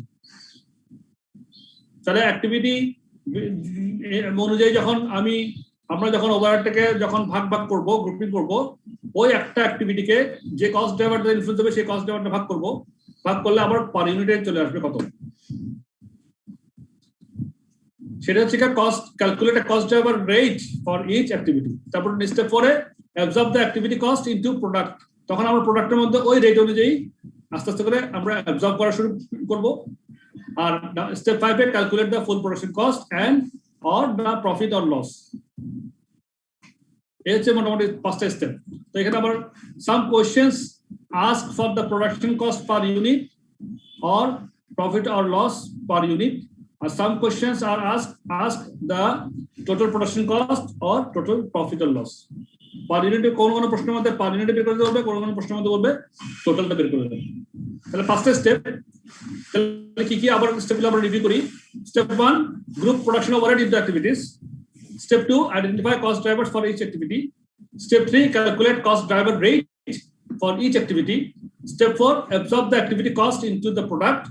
Step 5, calculate the full production cost. তাহলে এই পাঁচটা step অনুযায়ী আমরা এবার একটা example করব, অঙ্ক করব।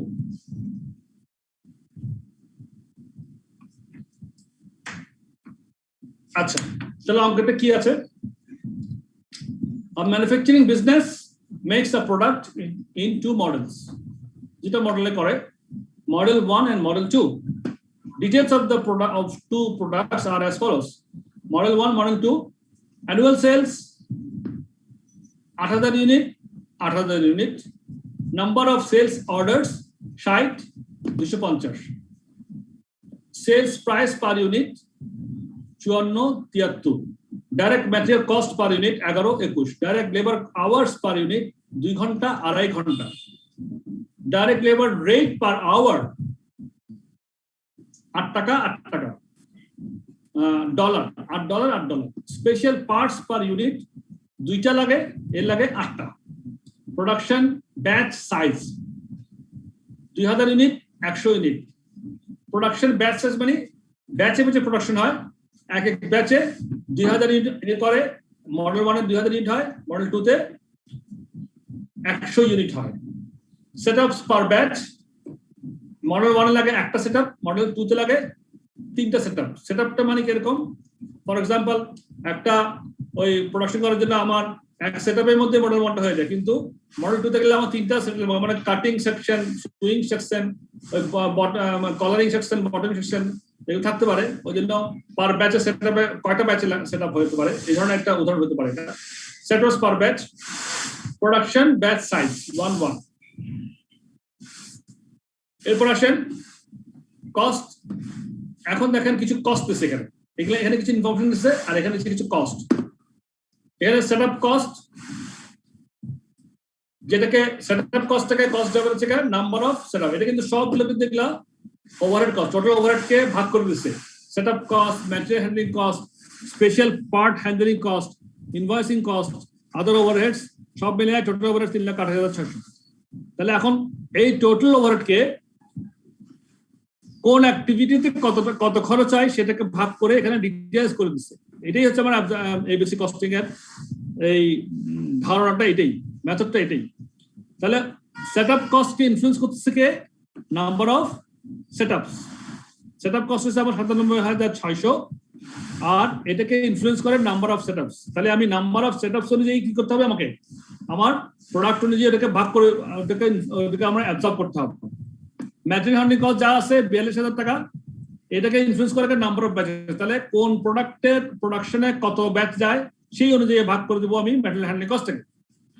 স্পেশাল পার্ট হ্যান্ডলিং কস্ট 50,000 টাকা, এটা কি ইনফ্লুয়েন্স কস্ট ড্রাইভার কি? এটা নাম্বার অফ স্পেশাল পার্টস, মানে প্রত্যেকটা প্রোডাক্ট M1 এবং M2 প্রোডাকশন করতে গিয়ে আমার কয়েকটা নাম্বার অফ স্পেয়ার পার্টস লাগে, হ্যাঁ, সেটার উপর নির্ভর করতেছে স্পেশাল পার্ট হ্যান্ডলিং কস্ট। তাহলে আমি সেভাবে ওটাকে এই কস্টটাকে, এই কস্ট পুলটাকে, মানে কস্ট পুল মানে এখানে হচ্ছে স্পেশাল পার্টস হ্যান্ডলিং কস্ট, এটা কস্ট পুল, আর কস্ট ড্রাইভার হচ্ছে number of special parts. Invoicing cost পুলে লাগে আমার 31,000 টাকা ডলার, এবং এটা কস্ট ড্রাইভার হচ্ছে নাম্বার অফ সেলস অর্ডার। ওভারহেডটা হচ্ছে ডাইরেক্ট লেবার উপর নির্ভর করছে, আদার overhead. A customer has indicated an interest in placing a large order for either model M1 or M2, and the sales manager wished to try to sell the higher priced model M2. একটা customer যে কোনো একটা model কিনতে চায়, M1 হোক M2 হোক। Sales manager বলতেছে না, সেলস ম্যানেজার যেটা হচ্ছে আমি মডেল 2টা বিক্রি করবো, কারণ ওটাতে প্রাইস রেটটা হায়ার। দেখেন এখানে sales price per unit model 2 তে হচ্ছে 73, মডেল 1 হচ্ছে 54। সেলস ম্যানেজার যেটা বেশি দামি সেটাই বেচবো। তাহলে রিকোয়ারমেন্ট সে calculate the profit per unit for each model using ABC. আমরা এখন এবিসি করে প্রফিট বের করতে, প্রফিট বের করার আগে অবশ্যই আমাকে কস্ট পার ইউনিট বের করতে হবে না? আপনারা এখন কিন্তু আমাকে রেসপন্স করবেন, আপনারা অঙ্কটা এখন নিজেরা করবেন। হ্যাঁ, আমি আপনাদের হেল্প করব, আপনারা করবেন। আমি আবার যাচ্ছি, আমাদের স্টেপগুলো কি ছিল। প্রথমে আমরা আইডেন্টিফাই করব, স্টেপ 1 2 3 4 দিকে পড়লাম। স্যার একটা কোশ্চেন করব? হ্যাঁ, অবশ্যই করবেন। স্যার আমি এতক্ষণ আপনি যা বললেন, মানে এবিসি মেথডটা ইন সামারি যদি আমরা বুঝি, সেটা হলো ফাংশনাল ওয়াইজ ওভার একটা ডিস্ট্রিবিউশন করা, ফাংশনালিটি অনুযায়ী, মানে ফাংশনাল ডিপার্টমেন্ট ওয়াইজ ডিস্ট্রিবিউট করতে হবে। ফাংশনাল কথাটা এখানে অ্যাপ্রোপ্রিয়েট হবে না, কেন জানেন? আপনাকে এখানে অ্যাক্টিভিটি বলতে হবে। একটা ফাংশনাল ডিপার্টমেন্টের মধ্যে অনেকগুলো অ্যাক্টিভিটি কাজ করে। তো একটা ফাংশনাল ডিপার্টমেন্টের যে কস্ট আছে সেটাকে কোন যে কয়টা অ্যাক্টিভিটি উপর নির্ভর করছে, সেই কয়টা অ্যাক্টিভিটি আমরা বের করব। বের করে অ্যাক্টিভিটি অনুযায়ী এটাকে যখন চার্জ করবো তখন এটা আরো বেশি পিওর হবে। ওই জন্য অ্যাক্টিভিটি কথাটাই অ্যাপ্রোপ্রিয়েট হবে এখানে। তবে আপনার কথা ঠিক আছে যে আমরা ওই অ্যাক্টিভিটি অনুযায়ী ভাগ করবো। জি স্যার। তা আমাদের স্টেপিং গুলো ছিল, স্টেপ 1 ছিল group production overheads into activities, identify cost drivers for each activity, calculate cost drivers rate for each activity. আমরা cost driver rate for each activity বের করতে হবে এখন আমাদের। এটা হচ্ছে আমাদের একটু কষ্ট, একটু মানে চিন্তার কাজ, মানে ঘাবড়ানোর কিছু নাই, ইটস ভেরি ইজি। জাস্ট কনসেপ্টে আমরা এখানে আনতে যাচ্ছি। Absorb the activity cost into product and calculate food production. তাহলে এই ক্ষেত্রে দেখেন আমাকে আমরা কি চিন্তা করবো প্রথমে। আমাদের তো এখানে ওভারহেড কস্টটাকে মানে বলে দিচ্ছে না, টোটাল ওভারহেড কস্ট 3,08,600 টাকাটা কিভাবে হইলো। সেটআপ কস্ট আছে, ম্যাটেরিয়াল হ্যান্ডলিং কস্ট আছে, এবং প্রত্যেকটা কস্টের কস্ট ড্রাইভারকে সেটা বলে দিচ্ছে। আমরা প্রথমে দেখি যে সেটআপ কস্ট 57,600 টাকায় বলতেছে cost driver number of setups. Number of setups আমার কোন প্রোডাক্টে কত নাম্বার অফ সেটআপস লাগে, তাহলে আমরা সেটা বের করি আগে। তাহলে এখানে ইনফরমেশন কি আছে আবার রিভিউ করি। Annual sales, number of sales orders, sales price unit, direct material cost, direct labour hour per unit, direct labor rate per hour, special parts per unit, production batch sizes, steps, setups per batch, production batch size. তাহলে এখানে একটা কথা আছে setups per batch। আমার এখানে cost ড্রাইভারটা setup কস্টে হচ্ছে কি যা আছে 57,600, এর মধ্যে আমার cost driver number of setup. তো সেটআপ পার ব্যাচ হচ্ছে কি M1 লাগে একটা, M2 লাগে 3টা। তাহলে আমার কয়টা সেটআপ লাগে সেটা বের করতে হবে। হ্যাঁ, তাহলে আমার প্রোডাকশন ব্যাচ সাইজ বলছে 2000 ইউনিট, আমি প্রোডাকশন করব 8000 ইউনিট। তাহলে আমার কয়টা সেটআপ লাগতেছে এখানে? 4টা সেটআপ স্যার। জি 4টা সেটআপ। বুঝি নাই। 4 স্যার, 4 মানে আমি কি করলাম তাহলে 8000 কে 2000 দিয়ে ভাগ করলাম। প্রত্যেক ব্যাচে 2000 করে প্রোডাকশন হয়, তাহলে 8000 করতে 4টা ব্যাচ লাগে। তাহলে আমার সেটআপ পার ব্যাচ কয়টা? একটাই। পার ব্যাচে একবারে সেটআপ করতে হয়। এই যে সেটআপ কস্ট আছে এটা তো আমার নাম্বার অফ সেটআপস এর উপর নির্ভর করতেছে। আমার সেটআপ লাগে একটাই, পার ব্যাচে একটা লাগে। তার মানে 2000 ইউনিটে একটা লাগলে 8000 ইউনিটে 4টা লাগে। তাহলে 4 × 1, তাহলে 4টা সেটআপ আমার নাম্বার অফ সেটআপস আছে M1 এর ক্ষেত্রে। M2 এর ক্ষেত্রে কয়টা আছে সেটআপ? 3টা। 240টা। রাইট। কে বলছেন 240টা? যতীন্দ্র চন্দ্র বর্মা। আপনি কিভাবে করলেন বলেন তো একটু, সবাইকে শোনান। স্যার এখানে ওই যে ইউনিটস হলো 8000 divided by 100 equal to number of setup, আর পার সেটআপে আপনার লাগতেছে 3টা, পার ব্যাচে লাগতেছে 3টা সেটআপ। হ্যাঁ, 80টা গুণন 3টা। হ্যাঁ, 8000 ভাগ 100, 8000 সেলস প্রোডাকশন 100 ইউনিট করে পার ব্যাচে প্রোডাকশন হয়। তাহলে 8000 কে আমি 100 দিয়ে ভাগ করলে আমার 80টা প্রোডাকশন ব্যাচ হয়। 80টা প্রোডাকশন ব্যাচে আমার পার ব্যাচে সেটআপ লাগে 3টা, 3 × 8 = 24, 240টা সেটআপ। তাহলে মোট সেটআপ লাগতেছে কয়টা? 284, হ্যাঁ 244। M1 এ লাগে আমার 4টা, M2 তে লাগে 240টা, 240 লাগে। একটু পর্যন্ত কারো কোনো প্রশ্ন আছে? এই একটা বুঝতে, এই যে এই জিনিসটা বুঝতে কারো কোনো প্রশ্ন আছে না বলেন, নাকি সবাই বুঝছেন? নো স্যার, বুঝছি স্যার। বুঝেন নাই কেউ? এবং কেউ আছে কিনা না বুঝলে বলেন যে বুঝি নাই স্যার। এটা কারণ এটাই আমাদের হিসাব, এখানে আর কিছু নেই। 240টা স্যার। ইন টোটাল 240টা না? দুইটা মিলে 240টা। ইন টোটাল 240টা, 244। টোটাল 240টা। রাইট, ঠিক আছে স্যার। হ্যাঁ বলেন প্লিজ। আমি বুঝতে পারিনি 240 কিভাবে এসেছে। আপনি বুঝতে পারেননি বলছেন? আমি আপনার কথা বুঝতেছি না, একটু জোরে বলেন। আমি বুঝতে পারতেছি না 240 কিভাবে এসেছে। আচ্ছা 240 কিভাবে আসছে বা 244 কিভাবে আসছে আবার বলি শুনেন। একটা বুঝলে কিন্তু বাকিটা আমার পুরো অঙ্কটাই বোঝা হয়ে যাবে সবারই। দেখেন এখানে কি বলতেছে আমাদের, আমার এখানে সেটআপ কস্ট দিয়ে দিচ্ছে 97,600 টাকা এবং এই সেটআপ কস্টটা ইনফ্লুয়েন্স হয় বা কস্ট ড্রাইভার হচ্ছে নাম্বার অফ সেটআপ দিয়ে, মানে যত নাম্বার অফ সেটআপ সেটাকে দিয়ে এই কস্ট অফ সেটআপটাকে আমার ডিস্ট্রিবিউট করতে হবে M1 এবং M2 প্রোডাকশন কস্টের বিরুদ্ধে করতে হবে। তা এখন দেখবো আমরা M1 এ কত সেটআপ লাগতেছে, M2 তে কত সেটআপ লাগতেছে, সেভাবে আমরা হিসাব করবো। তাহলে আমার M1 এ দেখেন, আমার এখানে সবার উপরে দেখেন অ্যানুয়াল সেলস, এটাই প্রোডাকশন। তো এখানে লেখা আছে 8,000 ইউনিট, M2 তে 8,000 ইউনিট। তা আমার নিচে দেখেন এখানে প্রোডাকশন ব্যাচ সাইজ 2,000 ইউনিট করে একটা ব্যাচের মধ্যে প্রোডাকশন হয় এবং সেটআপ পার ব্যাচ একটা। আচ্ছা 2,000 করে যদি আমার এক ব্যাচে হয় তাহলে 8,000টা প্রোডাকশন করতে আমার লাগে কয় ব্যাচ? 4 ব্যাচ লাগে। মানে 8,000 কে 2,000 দিয়ে ভাগ করলে 4 ব্যাচে আমি 8,000 প্রোডাকশন করতে পারি। আচ্ছা তাহলে আবার প্রত্যেকটা ব্যাচে আমার একটা সেটআপ লাগে, তাহলে আমার 4টা ব্যাচে প্রোডাকশন হবে। 4 ব্যাচে কয়টা সেটআপ? 4টা সেটআপ লাগবে। 4টা লাগতেছে। আবার আসেন আমরা এবার মডেল 2টা হিসাব করি। আমার 8,000 প্রোডাকশন আর পার ব্যাচে প্রোডাকশন সাইজ হচ্ছে 100 ইউনিট। তাহলে আমার কয়টা ব্যাচ প্রোডাকশন করতে হবে? 8,000 ভাগ 80টা। হ্যাঁ 80টা ব্যাচ করতে হবে এবং বলছে সেটআপ পার ব্যাচ 3টা করে সেটআপ করতে হয়। তাহলে 80টা ব্যাচে আমার 240টা সেটআপ 40 ইউনিট পার ব্যাচ। হ্যাঁ তাহলে মডেল 1 এ আমরা পেয়েছিলাম 4টা সেটআপ, মডেল 2 তে পেলাম 240টা সেটআপ। টোটাল হলো 4 যোগ 240 244। আচ্ছা পরে ওটার সাথে অ্যাড হয়ে যাবে স্যার, দুইটা অ্যাড হয়ে যাবে স্যার। দুইটা অ্যাড করে টোটাল করলাম। একটু পর্যন্ত 244 সেটআপ হচ্ছে। এটা আর কোনো কনফিউশন আছে কিনা বলেন? Okay sir okay. একজন মেয়ে প্রশ্ন করছিলেন, আমি নাম জিজ্ঞেস করি নাই, উনি বলেন বুঝছেন কিনা? বুঝতে পেরেছেন, থ্যাংক ইউ। তাহলে দেখেন তাহলে 244 সেটআপ না, তাহলে আমার টোটাল সেটআপ কস্ট যেটা 97,600 আছে ওইটাকে যদি আমি 244 দিয়ে ভাগ করলে আমার সেটআপ কস্ট পার সেটআপে কত দেবে? তাহলে করেন এটা পার সেটআপ তাহলে কত? 400 করে বলুন। 97,600 ভাগ 244 কত হয়? 400।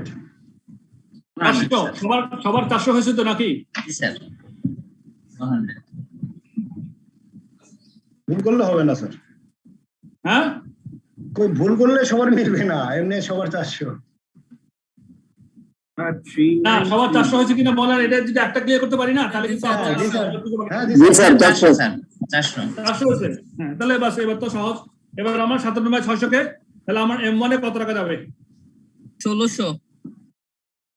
M1 এ 1600, 400 গুণ 1600, 400 400 গুণ 4, 400 গুণ 4। M2 তে 1600, M2 তে 240 গুণ 400, 96,000। তাহলে টোটাল মিললে আমার 97,600 হয় না? জি স্যার। 400টা বুঝিনি স্যার। 400 বুঝেন নাই? আচ্ছা তাহলে 400 কিভাবে পাইছি? আমাদের যে সেটআপ কস্ট 97,600 এটা বুঝছেন তো নাকি? এটা প্রশ্ন দেওয়া আছে, প্রশ্ন করতে বলছি। সেটআপ কস্ট কত দেওয়া আছে আমাদের প্রশ্নে? স্যার 97,600। আমরা টোটাল সেটআপ কত হবে হিসাব করছিলাম। M1 এর 4টা, M2 তে 240টা। এটা বুঝছিলেন আপনি? জি স্যার। তাহলে টোটাল সেটআপ কয়টা? 244। তাহলে আমি সেটআপ কস্ট 97,600 কে 244 দিয়ে ভাগ করলে পার সেটআপে কত কস্ট বের করে ফেলতে পারতেছি। তাহলে সেটা হয় $97,600 যোগ ভাগ 244 সমান সমান $400 হয়, $400 হয়। $400 হলে আমার মানে একটা সেটআপ লাগে, এক ইউনিটে 5 সেটআপ পার ব্যাচ একটা লাগে, তাহলে 400 যেতে মানে 4টা লাগে স্যার, এজন্য 4 4 1600 হবে। 4 4 1600 টাকা। স্যার আমি একটু বলবো, স্যার আমি একটু বলবো। হ্যাঁ বলেন দেখেন অবশ্যই। স্যার, আমরা প্রথম থেকে যেটা আসছে, আমরা M1 এ পাইছি 4টা, রাইট স্যার, আর ওটাতে পাইছি 240টা, ইন টোটাল 240টা। তাহলে আমি যদি 97,600 ডিভাইডেড 240 ইনটু 4, একটাতে 1600 আর একটাতে বাকিটা লাগতেছে, এভাবে হবে না? হ্যাঁ একই তো কথা হইলো। এটা স্যার ইজি আর কি, ঠিক আছে। আপনি কিন্তু ওটা গুণ করবেন, এটা আমি রেশিও ডিস্ট্রিবিউশন করতেছি, যেটা 4:240 লাগে, একটা 4টা লাগে, আটটা লাগে 240টা। জি স্যার, ইন টোটাল 240। 97,600 ভাগ 244 ইনটু 4, এটা গেল আনসার। জি স্যার, আবার 97,600 ভাগ 244 ইনটু 240। জি স্যার, এটা একটা দিলেন, সেটাও হয় বা পার্সেন্টেজ ওয়াইজ ডিস্ট্রিবিউট করে দিলে, ঠিক আছে, এটাও হয়, কোনো অসুবিধা নেই। আমি আপনাদেরকে প্রথম দিন থেকে বলছি, এই সাবজেক্টে কম্পিটিশনাল সমস্যা কিন্তু খুব কমপ্লিকেটেড না। হ্যাঁ, তারপরে আমরা পরীক্ষা কেন পাস করি না? পাস করি না একটা কারণে যে আমরা ফুল কনসেপ্ট নিয়ে পরীক্ষাতে আসি। হ্যাঁ, আমরা পরীক্ষা হলে এসে কনফিউজ হয়ে যাই, এটা করবো না ওটা করবো, এভাবে করবো না ওভাবে করবো। কনফিউশন আমাদের থাকবে না। আমরা বলছি যে আমরা এই যে 30টা ক্লাসের মধ্যে আমার সমস্ত কনফিউশন আমরা দূর করে ফেলবো, কোনো কথা নাই আর। তারপরে শুধু প্রশ্ন পড়বেন, আনসার করবেন ইনশাআল্লাহ, কোনো ঝামেলা হবে না। স্যার মাঝে মাঝে স্যার অঙ্ক পড়ে বোঝাটা একটু কঠিন হয়ে যাচ্ছে, যদি মাঝে মাঝে টেবিলটা highlight. that is the main thing, that is the basic thing, যে আপনি অঙ্ক করে বুঝলেন এন্ড তারপর আপনি আনসার করবেন, এটাই হচ্ছে আপনার কারিশমা, এটাই তো মেইন স্যার, এটাই মেইন এটাই মেইন, এটাই বেস। হ্যাঁ, সো আমি এজন্যই সবাই বেশি কথা বলতে চাই, থিওরিটিক্যাল অ্যাসপেক্টের জন্য আমি বেশি কথা বলতে চাই, আপনার সঙ্গে বেশি ইন্টারেকশন করি, এই জন্যই যেন আমি বুঝার চেষ্টা করি যে আপনাদের কনসেপ্টের মধ্যে কোনো খাদ নাই। ইনশাআল্লাহ খাদ না থাকলে আমরা পাস করবো, শিওর একদম।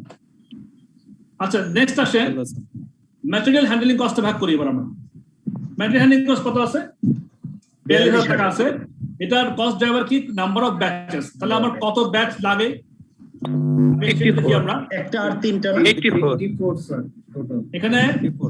হ্যাঁ, তাহলে এখানে আমার ব্যাচ হচ্ছে গিয়া এই কয়টা ব্যাচ লাগে? আমরা তো আগে নাম্বার অফ সেটআপস এর সময় হিসাব করছিলাম যে 8,000 কে 2,000 ভাগ করলে আমার 4টা ব্যাচে প্রোডাকশন মডেল 1টা হয়ে যায়, 4টা ব্যাচে। আর মডেল 2 তে লাগে আমার কয়টা? 80টা ব্যাচে। তাহলে মোট আমার ম্যাটেরিয়াল আমার ব্যাচ হয় মোট কয়টা? 4 ব্যাচ আর 80 ব্যাচ, মোট 84টা। 84 4 যোগ 80, 84টা ব্যাচ আমার লাগে, প্রোডাকশনের ব্যাচ লাগে মডেল 1 মডেল 2 প্রোডাকশন করতে। তাহলে আমার ইজি হয়ে গেল। তাহলে আমি 42,000 ম্যাটেরিয়াল হ্যান্ডলিং কস্ট যেটা আছে সেটা কত দিয়ে ভাগ করব? 84 দিয়ে। 84 দিয়ে ভাগ করব। পরে ইন্ডিভিজুয়াল ডিস্ট্রিবিউশন ভাগ করে আমি 2,000 আর 40,000। 84 দিয়ে 42,000 কে যদি আমি 84 দিয়ে ভাগ করি তাহলে কত টাকা হয়? পার ব্যাচে কত হয়? 500 টাকা হয়। এবার আমি মডেল 1 এ আমার কয়টা ব্যাচ লাগে? 4টা। 2000 4 ব্যাচে কত টাকা লাগলো? 2000 লাগছিল মডেল 1 এ। তাহলে মডেল 2 তে আমার 80টা ব্যাচ, 500 টাকা অনুযায়ী 80টা ব্যাচে কত টাকা? 40,000 টাকা। ক্লিয়ার? টোটাল 42,000। জি স্যার। তাহলে আমরা দুইটা কস্ট আমরা এলাবোরেট করলাম, সেটআপ কস্ট করলাম, ম্যাটেরিয়াল হ্যান্ডলিং কস্ট করলাম। এবার আসেন দুইটা মধ্যে একটা পাইলে তো অটোমেটিক্যালি একটা পেয়ে যায়, তাই না? পেয়ে যাচ্ছে। স্যার একটা কোশ্চেন আছে, কিন্তু আমরা গুণ করে বের করব, ওটা বেটার প্র্যাকটিস। ওকে স্যার একটা কোশ্চেন আছে। স্পেশাল পার্ট হ্যান্ডলিং কস্ট বলতেছে এখন কত? 50,000 টাকা। এটার কস্ট ড্রাইভার কি? Number of special parts. তাহলে নাম্বার অফ স্পেশাল পার্টস কয়টা লাগে সেটা আগে দেখি আমরা। 16,000 আর হলো 64,000 ইউনিট। হ্যাঁ, কারণ এখানে number of special parts per unit দুইটা লাগে মডেল 1 এ, তাহলে 8,000 ইউনিট লাগে, 8 গুণ 16,000। আর মডেল 2 তে লাগে 8টা করে 64,000। তাহলে মোট কত? মোট 80,000। 16,000 যোগ 64,000 কত হয়? 80,000। তাহলে এবার 50,000 টাকা যেটা আছে খরচ, ওটাকে 80,000 দিয়ে ভাগ করেন। ভাগ করলে আমার পার স্পেশাল পার্টস এর মুভমেন্টের জন্য হ্যান্ডলিং এর জন্য যে খরচ সেটা বের করতেছি 50,000 ভাগ 80,000 কত হয় 5 ভাগ 8 দিলে হয় 5 ভাগ 8 0.625 সবাই পাইছেন না জি স্যার তাহলে এবার আমার মানে কত হবে বলেন আর দুগুণে 16 ইনটু 16,000 10,000 আসছে 10,000 আর 40,000 আসবে হ্যাঁ কত হবে 10,000 স্যার তার একটা 10,000 হলো বাকিটা 40,000 সেম নিয়েছে বাকিটা করি না যে বেটার প্র্যাকটিসে আসেন গুণ করে করেন 0.265 into 0.625 0.65 into 64,000 equal to 40,000 তাহলে কি হলো 0.625 into 40,000 2 parts না 2 parts into 8,000 লাগে 10,000 টাকা আমি অ্যালোকেট করব কোথায় মনে অ্যালোকেট করব তাই তো মনে রাইট এটা বুঝি নাই স্যার এটা বুঝেন নাই ফ্যান্টাস্টিক আবার বুঝাই স্যার এটা না স্যার ওই যে 16,000 আর 64,000 প্রথম থেকে বুঝি নাই স্যার মানে স্পেশাল পার্টস কি আচ্ছা বলি শুনেন তাহলে শুনেন 16,000 64 কিভাবে হলো আমার এখানে দেখেন অঙ্কে এই যে আমার কার্সর দেখেন কম্পিউটার কার্সরটা লেখা আছে কোথায় স্পেশাল পার্টস পার ইউনিট দুইটা লাগে M1 এ 8টা লাগে M2 তে দেখতে পাচ্ছেন এটা পার ইউনিট সাবসেক্টর পার ইউনিটে স্পেশাল পার্টস লাগে দুইটা M1 এ M2 তে লাগে 8টা দেখতে পাচ্ছেন কিনা বলেন প্রশ্নকর্তা কে জি স্যার দেখতে পাচ্ছি স্যার দেখতে পাচ্ছেন তাহলে পার ইউনিটে দুইটা লাগলে 8,000 ইউনিটে কত লাগে বলেন আপনি স্যার 16,000 তাহলে 16,000 পেলেন আর এখানে মডেলটাতে 8,000 আছে পার ইউনিট লাগে 8টা তাহলে 8টা কত হাজার 64,000 তো 64,000 16,000 যোগ করলে কত হবে 80,000 জি স্যার তাহলে আপনার 80,000 ইউনিট লাগতেছে মোট স্পেশাল পার্টস তাহলে আপনার এখানে ওই স্পেশাল পার্টস হ্যান্ডলিং কস্ট কত টাকা বলা আছে এখানে 50,000 টাকা স্যার বুঝছি এখন এটা ভাগ দিছে পার ইউনিট কত sir 0.625 into 2 unit per model 1 এ 2 ইউনিট করে ধরেন 0.625 কে 2 দিয়ে গুণ করলে স্যার 10,000 into 8,000 তাহলে 10,000 পেয়ে গেলেন এবার বুঝছেন স্যার এখানে 0.625 যেটা এটাকে কি 2 দিয়ে গুণ দিব দিবেন না তাহলে এখানে দুইটা করে ইউনিট লাগে M1 এ আর মডেল যদি লাগে 8টা করে স্যার 2 দিয়ে গুণ দিয়ে তারপর হচ্ছে 8,000 দিয়ে আবার গুণ দিব গুণ করবেন তাহলে কত হয় স্যার একটা 10,000 একটা 40,000 10,000 আর 40,000 40,000 আপনি কিভাবে পাচ্ছেন গুণ করে আমাকে দেখান বলেন দেখি স্যার এটা হচ্ছে 0.625 গুণ 8 গুণ 8,000 ভেরি গুড এই হিসাব এবার আমরা করব ইনভয়েসিং কত আছে ইনভয়েসিং আছে 31,000 নাম্বার অফ সেলস অর্ডার হ্যাঁ নাম্বার অফ সেলস অর্ডার কত এখানে বলা আছে উপরে সেকেন্ড লাইনে লেখা আছে নাম্বার অফ সেলস অর্ডার 60 এবং 50 হ্যাঁ তাহলে কত হইলো 310 স্যার 310 20,000 ডিভাইডেড 30,000 ভাগ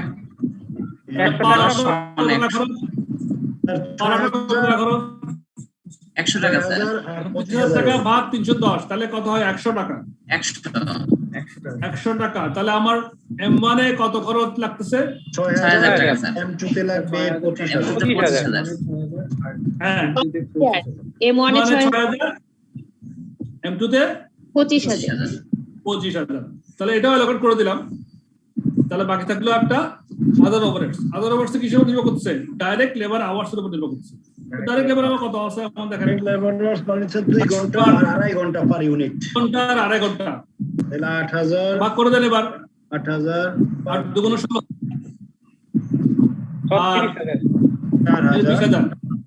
4,000 তাহলে এর মানে কত এমপি কত আপনারা বলে দেন আমি আর বলতেছি না এটা স্যার 2 ঘন্টা 2.5 ঘন্টা এটা কোথায় আছে স্যার লেবার আওয়ারটা স্যার কোথায় দেয়া আছে স্যার এই মাঝখানে direct labour hours per unit 2 ঘন্টা মানে এমপিতে 2.5 ঘন্টা হ্যাঁ 3 টাকা পার আওয়ার ডাইরেক্ট লেবার পার ইউনিটের সাথে পার ইউনিট লাগে পার ইউনিটে 2 ঘন্টা লাগে M1 এর 2.5 ঘন্টা লাগে M2 তাহলে 18 ইউনিটে M1 এর লাগে আর 16 ঘন্টা আর M2 লাগে আর 0.5 দিয়ে গুণ করলে 20,000 ঘন্টা লাগে হ্যাঁ 48,060 20,000 16,000 তাহলে আমার করতে হবে কি এখন স্যার পার আওয়ার কত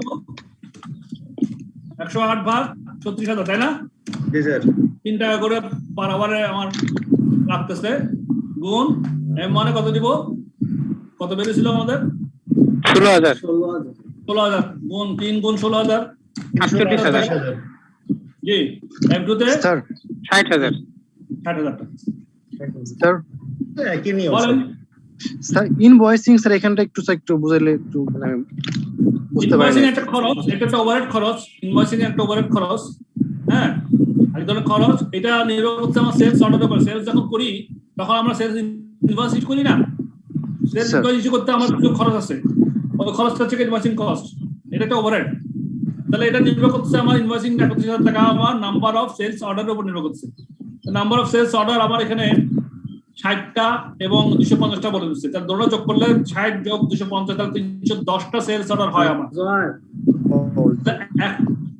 310টা সেলস অর্ডারে আমার খরচ করছি 31,000 টাকা তাহলে একটা কত করছি 31,000 ভাগ 310 মানে 100 টাকা করে খরচ হয় ওকে স্যার বুঝতে পারছি তাহলে 100 টাকা খরচ হলে আমার এই মোট কয়টা লাগে 60টার জন্য লাগে 600 গুণ 60 গুণ 100 6,000 250 গুণ 100 25,000 তাহলে আমাদের এখন ওভারহেডটা এফিসিয়েন্সি হিসেবে আমরা ক্যালকুলেশন করে গেছি না কস্ট করলে এবং কস্ট অনুযায়ী এটা বুঝে গেছি আর কোনো ঝামেলা নেই স্যার আদার ওভারহেডটা স্যার আরেকটু স্যার একটু বুঝাও আদার ওভারহেডটা একই রকম আদার ওভারহেডটা নির্ভর করতে কিসের উপর বলেন আপনি প্রশ্নকর্তার নাম বলার আগে জাহাঙ্গীর আলম স্যার জাহাঙ্গীর আপনি দেখেন তো এখানে লেখা আছে আদার ওভারহেড কস্ট ড্রাইভার কি ডাইরেক্ট লেবার আওয়ার্স বলা আছে না জি স্যার তাহলে আমার ডাইরেক্ট লেবার আওয়ার্স কত ঘন্টা কত ইউনিট কত কোনটাতে লাগে সেটা দেখি প্রশ্নে বলা আছে direct labour hours per unit model 1 এ 2 ঘন্টা মডেল 2 তে 2.5 ঘন্টা দেখতে পাচ্ছেন জি স্যার দেখতে পাচ্ছেন তাহলে আমার মডেল 1 এ 2 ঘন্টা এক ইউনিটে 8,000 ইউনিটে আর দুগুণ 16,000 ঘন্টা আর মডেল 2 তে 2.5 ঘন্টা করে পার ইউনিটে 8,000 8,000 গুণ 2.5 ঘন্টা মানে 20,000 ঘন্টা তাহলে মডেল 1 এ 16,000 যোগ মডেল 2 এর 20,000 মোট 36,000 ঘন্টা কাজ করি এই 36,000 ঘন্টার জন্য আমার ওভারহেড আদার ওভারহেড লাগে 1,08,000 টাকা তাহলে এক লেবার আওয়ার জন্য কত লাগে 108 1,08,000 ভাগ 36,000 ঘন্টা তাহলে আমি পেয়ে গেলাম কত টাকা 3 টাকা স্যার 3 টাকা জি স্যার 3 টাকা 3 টাকা পেয়ে গেলাম $3 $3 পেয়ে গেলাম তাহলে এবার আমার মডেল 1 এ কত ঘন্টা লাগে 2 ঘন্টা 16,000 গুণ 3 348,000 ঘন্টা গুণ 3 48,000 আর 60,000 48,000 এবং প্রশ্ন করছিলেন কি আপনি বুঝতে পারছেন কি না জি স্যার বুঝতে পারছি স্যার তাহলে আমরা স্যার সবগুলা কোশ্চেনের ভিতরে কি এরকম কস্ট ড্রাইভার গুলা আইডেন্টিফাই করে দিবে স্যার না কিছু কিছু জি ওকে স্যার করে দিবে আর যদি আপনাকে প্রশ্ন বোঝে পরেও আপনাকে বুঝতে হতে হবে যে কোনটা মিন করতেছে meaning of the question to understand the meaning of the question this is really vital cost driver mention করার পসিবিলিটি খুবই কম এটা সহজ হয়ে গেল না আপনাকে মোটামুটি হিন্ট দিয়ে দিবে আপনি মোটামুটি জ্ঞান বুদ্ধি নিয়ে থাকলে আপনি বুঝতে পারবেন ইনশাআল্লাহ ওটা বুঝতে পারবেন বুঝছেন না একদম খুব টাফ করে দিবেন আপনাকে কারণ আমাদের কথা হচ্ছে আমরা বেসিক জিনিসটা বুঝতেছি কিনা আমরা ওটা জাস্টিফাই করবো তো সুতরাং যাই হবে আপনি যদি কনসেপ্ট ফুল নিয়ে যান আপনাকে আটকাতে পারবেন না কোথাও ইনশাআল্লাহ এই জন্য আমি বারবার বলছি concept concept concept concept concept concept থাকলে কোনো অসুবিধা নেই এখন আমাদের প্রফিট বের করতে হবে তাহলে আমরা যে কস্ট বের করে গেলাম এবার আমরা বাকিটা পারবো আমাদের যে এখানে বলা আছে সেলস কত 8,000 হ্যাঁ তাহলে যেমন একটা করি আমরা M1 টা করি M1 এর সেলস হচ্ছে আপনার 54 টাকা করে 8,000 গুণ করলে কত 4,32,000 4,32,000 ডাইরেক্ট বিলে কত লাগে 88,000 লাগে যোগ করেন ডাইরেক্ট লেবার যোগ করেন 2 ঘন্টা করে লাগে 28,000 হ্যাঁ ডাইরেক্ট লেবার আওয়ার লাগে 2 ঘন্টা, রেটটা হচ্ছে 8 টাকা, তাহলে 8 দুগুণ 16 টাকা করে পার ইউনিট লাগে, 16 টাকা গুণ 8000 ইউনিট, অথবা 8000 ইউনিট গুণ 2 ঘন্টা করে লাগে এক ইউনিটে, গুণ 8 টাকা করে পার রেট, তাহলে কত হয়? ওই তো যেটা আগে বের করেছিলাম আমরা স্যার 1,28,000। 1,28,000। আর আদার ওভারহেড আমরা যেটা বের করছি এখন এটা 67,600। কত? 67,600। 67,600। তাহলে এই তিনটা কস্ট যোগ করেন, যোগ করে 2,83,600। 2,83,600 টোটাল কস্ট। সেলস ছিল আমার 4,32,000 থেকে 2,83,000। প্রফিট কত? 1,48,400 স্যার। হ্যাঁ 1,48,400। ঠিক একই রকম ভাবে আমরা M2 টাও হিসাব করি। আমার সেলস প্রাইস কত? 73 করে 8,000। ওভারহেডটা 700। ওই যে আমরা 1,08,000 ভাগ করছি,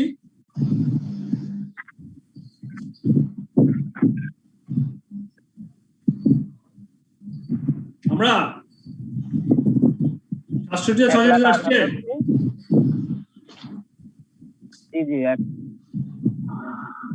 আমরা setup cost, material handling cost, special parts handling cost, invoicing, other overhead সব যোগ করলে আমার চলে আসছে 67,600 টাকা টোটাল করলে M1 এ।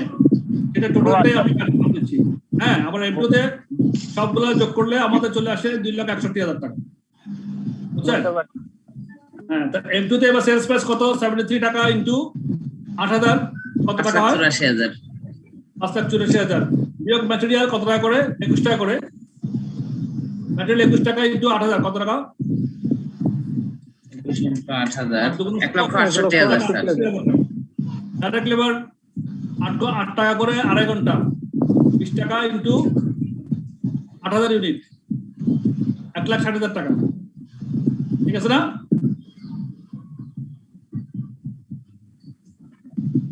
ডাইরেক্ট লেবার কত টাকা? 1,60,000 স্যার।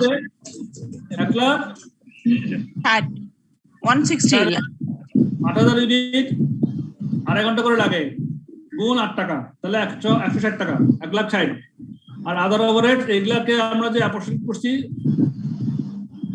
টোটাল করলে 2,61,000 হয়, ওটা যোগ করেন টোটাল, তাহলে আমার টোটাল কস্ট কত হচ্ছে? 5,89,000। আচ্ছা সেলস প্রাইস ছিল 5,84,000 আর কস্ট এগুলো 5,89,000, তাহলে কি হলো? লস হয়ে গেল 5,000 স্যার। 5,000 লস হয়ে গেল। কেমন? এখন এই হচ্ছে অঙ্ক মোটামুটি। তাহলে আমাদের প্রশ্ন ছিল কি, calculate the profit per unit. তাহলে পার ইউনিট করে ফেলেন। 5,000 কে আপনি যদি ওই 8,000 দিয়ে কত ইউনিট 8,000 দিয়ে ভাগ করলে কত হয়? 0.625 স্যার আর M1 এ আমার লাভ ছিল কত? 1,48,400, তাই না? স্যার ভাগ ওই যে 8,000 দেন, 18 টাকা 55 পয়সা স্যার। 18 টাকা 55 পয়সা। এই হচ্ছে পার ইউনিট চলে আসলো। কেমন? স্যার এখন একটা বিতে যে কথা বলা আছে, hello sir, using the information above, identify which product the sales manager should try to sell on the basis of the information provided by your ABC analysis. এখন প্রথমে কিন্তু আমাদের এই যে ম্যানেজার সাহেব, সেলস ম্যানেজার সাহেব কিন্তু M2 টা বিক্রি করতে চাইছিল, তাই না? এই যে the sales manager wished to try to sell the higher price model 2, উনি কিন্তু M2 বিক্রি করতে চাইছিল যেটা ওটা প্রাইস ছিল হায়ার, কিন্তু আমরা ABC কস্টিং করে দেখলাম যে আসলে ABC মডেল 2 তে আমাদের লস হয়ে যায়। সুতরাং ওটা কি আমাদের বিক্রি করা উচিত হবে? না স্যার, না স্যার, উচিত হবে না। আমাদের তাহলে বিক্রি করতে হবে কোনটা? M1 টা। আর মডেল 2 নিয়ে আমরা কি চিন্তা করবো তাহলে বলেন? As a cost management accountant and CFO আপনি তখন কি বলবেন ম্যানেজমেন্টকে? স্যার যত মানে স্যার ব্রেক ইভেন স্যার মানে যত কম লস করা যায় ততটুকু প্রডিউস করা উচিত আমাদের। স্যার আমরা আসলে মূলত এখানে ফোকাস করার চেষ্টা করবো যে এটা যদি বন্ধ করে দেই তাহলে আমাদের আসলে কি অপরচুনিটি লস হচ্ছে, মানে আমাদের যে রিলেভেন্ট কস্ট, অর্থাৎ আমাদের এই যে ওভারহেডের সাথে অনেক কিছু জড়িত আছে, তো আমরা তাই হুট করে বন্ধ না করে আমরা স্যার ফিক্স কস্টটা বন্ধ না, প্রথমত তো আমরা M1 আমার প্রথমত আমার সেল করতে হবে প্রফিটেবল, দেন M2 প্রোডাক্ট নিয়ে আমাকে চিন্তা করতে হবে আমার ব্রেক ইভেন অ্যানালাইসিস করে, আমি যতটুকু আমার বাকি থাকে ততটুকু আমি প্রোডাকশন করবো, আদারওয়াইজ করবো না। স্যার যতটুকু উৎপাদন করলাম ফিক্সড কস্টটা উঠে যাবে, আমি ততটুকু জাস্ট ফিক্সড কস্ট স্যার যতটুকু প্রোডাকশন করে উঠানো যায় কস্টটা তত। জি স্যার, থ্যাংক ইউ। আপনারা অনেক পজিটিভ চিন্তা করতে পারতেছেন, এই জন্য আমি আপনাদের ধন্যবাদ জানাই। আমরা M2 পাচ্ছি, লস পাচ্ছি, তখন আমরা কি করব? M2 নিয়ে আমাদের চিন্তা করতে হবে যে M2 কে কিভাবে প্রফিটেবল করা যায়। তাহলে প্রফিটেবল করা যাওয়ার জন্য আমার যে ওভারহেড কস্ট যেগুলো আছে সেগুলোকে আমার কম্প্রোমাইজ করতে হবে, কোনো জায়গায় কিভাবে কম্প্রোমাইজ করা যায়, কিভাবে কন্ট্রোল করা যায়, ওইটা নিয়ে তখন আমি চিন্তা করতে পারবো। সেক্ষেত্রে আমি ব্রেক ইভেন অ্যানালাইসিস করতে পারি, আমার কন্ট্রিবিউশনটা বের করবো, আমার ভ্যারিয়েবল কস্টগুলো বাদ দিয়ে কন্ট্রিবিউশন মার্জিন কত সেটা বের করার পরে এরপরে ওটা থেকে আমি কিভাবে কতটুকু পোর্শন আমি যে ওভারহেডটাকে মিনিমাইজ করতে পারছি কোন জায়গা থেকে, সেটা নিয়ে তখন চিন্তা করে আমার M2 টাকে প্রফিটেবল করার কথা চিন্তা করবো। এই সিদ্ধান্ত দিবেন তখন যদি প্রশ্ন করা আপনাদেরকে বলা হয় যে তুমি যদি এরকম যদি প্রশ্ন যদি আসে যে আপনার তোমার কোন এটা প্রফিটেবল, কোন প্রোডাক্টটা প্রফিটেবল, আর যেটা প্রফিটেবল না তোমার নিয়ে তোমার চিন্তা ভাবনা কি, তুমি আমাকে ডিসিশন দাও। প্রশ্ন এরকম তো দিতে পারে, একটা সাজেশন দাও, একটা কমেন্ট করো, একটা ডিসিশন দাও। তখন বলতে হবে এভাবে যে M2 টাকে আমি ক্লোজ করে দেবো না, আমি কি করবো এটাকে ইমপ্রুভ করার যে কস্টটাকে আমি কাটার করবো। আমার কন্ট্রিবিউশনটা তো আমার পজিটিভ আছে, আমি যে যদি আমি সেলস থেকে আমার কন্ট্রিবিউশন মানে ভ্যারিয়েবল যে ডাইরেক্ট লেবার ডাইরেক্ট কস্ট বাদ দিলে, ডাইরেক্ট ম্যাটেরিয়াল বাদ দিলে তো আমি কন্ট্রিবিউশন তো পজিটিভ, শুধু আমার ওভারহেডটাই হাই, তাহলে ওভারহেডটা কিভাবে কমাবো সেটাকে আমি চিন্তা করবো, কোন জায়গায় কমাতে পারি সেটা চিন্তা করে আমাকে এটাকে প্রফিটেবল করে এটাকে বেশি কন্টিনিউ রাখতে হবে। এই ধরনের একটা সিদ্ধান্ত দিলে তখন এটা খুবই প্রফেশনাল ডিসিশন মেকিং হিসেবে আপনি দিলেন, ওটা অ্যাপ্রিশিয়েট হবে।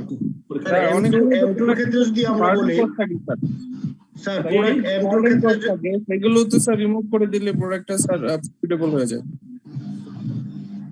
স্যার এখানে প্রোডাক্ট M2 ক্ষেত্রে যদি আমি ম্যানেজমেন্টকে বলি যে M2 সাধারণত একটা কস্টিং হয় র মেটেরিয়াল আর ওভারহেড দুইটা সাইড, আমি স্কিল এফিসিয়েন্সি ডেভেলপ করে যদি ওভারহেড রিডিউস করতে পারি, প্লাস আমি র মেটেরিয়াল রি ইঞ্জিনিয়ারিং করে যদি আমি বাজেটিং আরো মিনিমাইজ করতে পারি, দেন ইট মে বি প্রফিটেবল। রাইট, আপনি মানে বিভিন্ন ডাইমেনশন থেকে বলবেন, এটা হচ্ছে প্র্যাকটিক্যাল অ্যাসপেক্টে যখন যেটা সিচুয়েশন সেভাবে করে অ্যান্সার করবেন, বিষয় তো সেরকম। হ্যাঁ, আপনি যদি আপনি বললেন যে আমার ম্যাটেরিয়ালের কথা, ম্যাটেরিয়াল যদি আপনি ম্যাটেরিয়াল কস্ট কমালে তো আপনার এখানে যদি আমার এক একজনের কমেন্টসটা এক এক রকম হবে, সেক্ষেত্রে বলেন আমরা সবাই মার্ক পেয়ে যাব।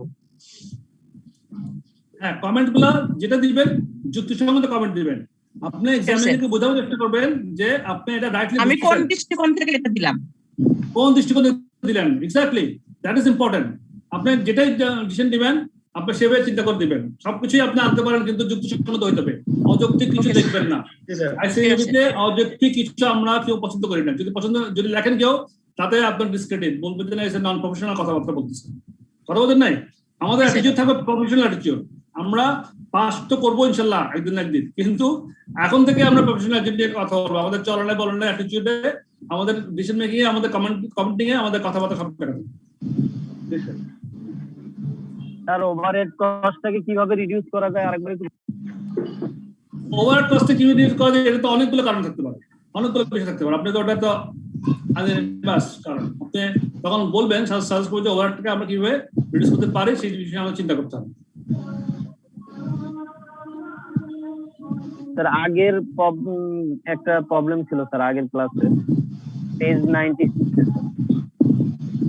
আমি আসতেছি। আজকের প্রশ্নের মধ্যে কারো কোনো প্রশ্ন করবেন কিনা বলেন আমাকে।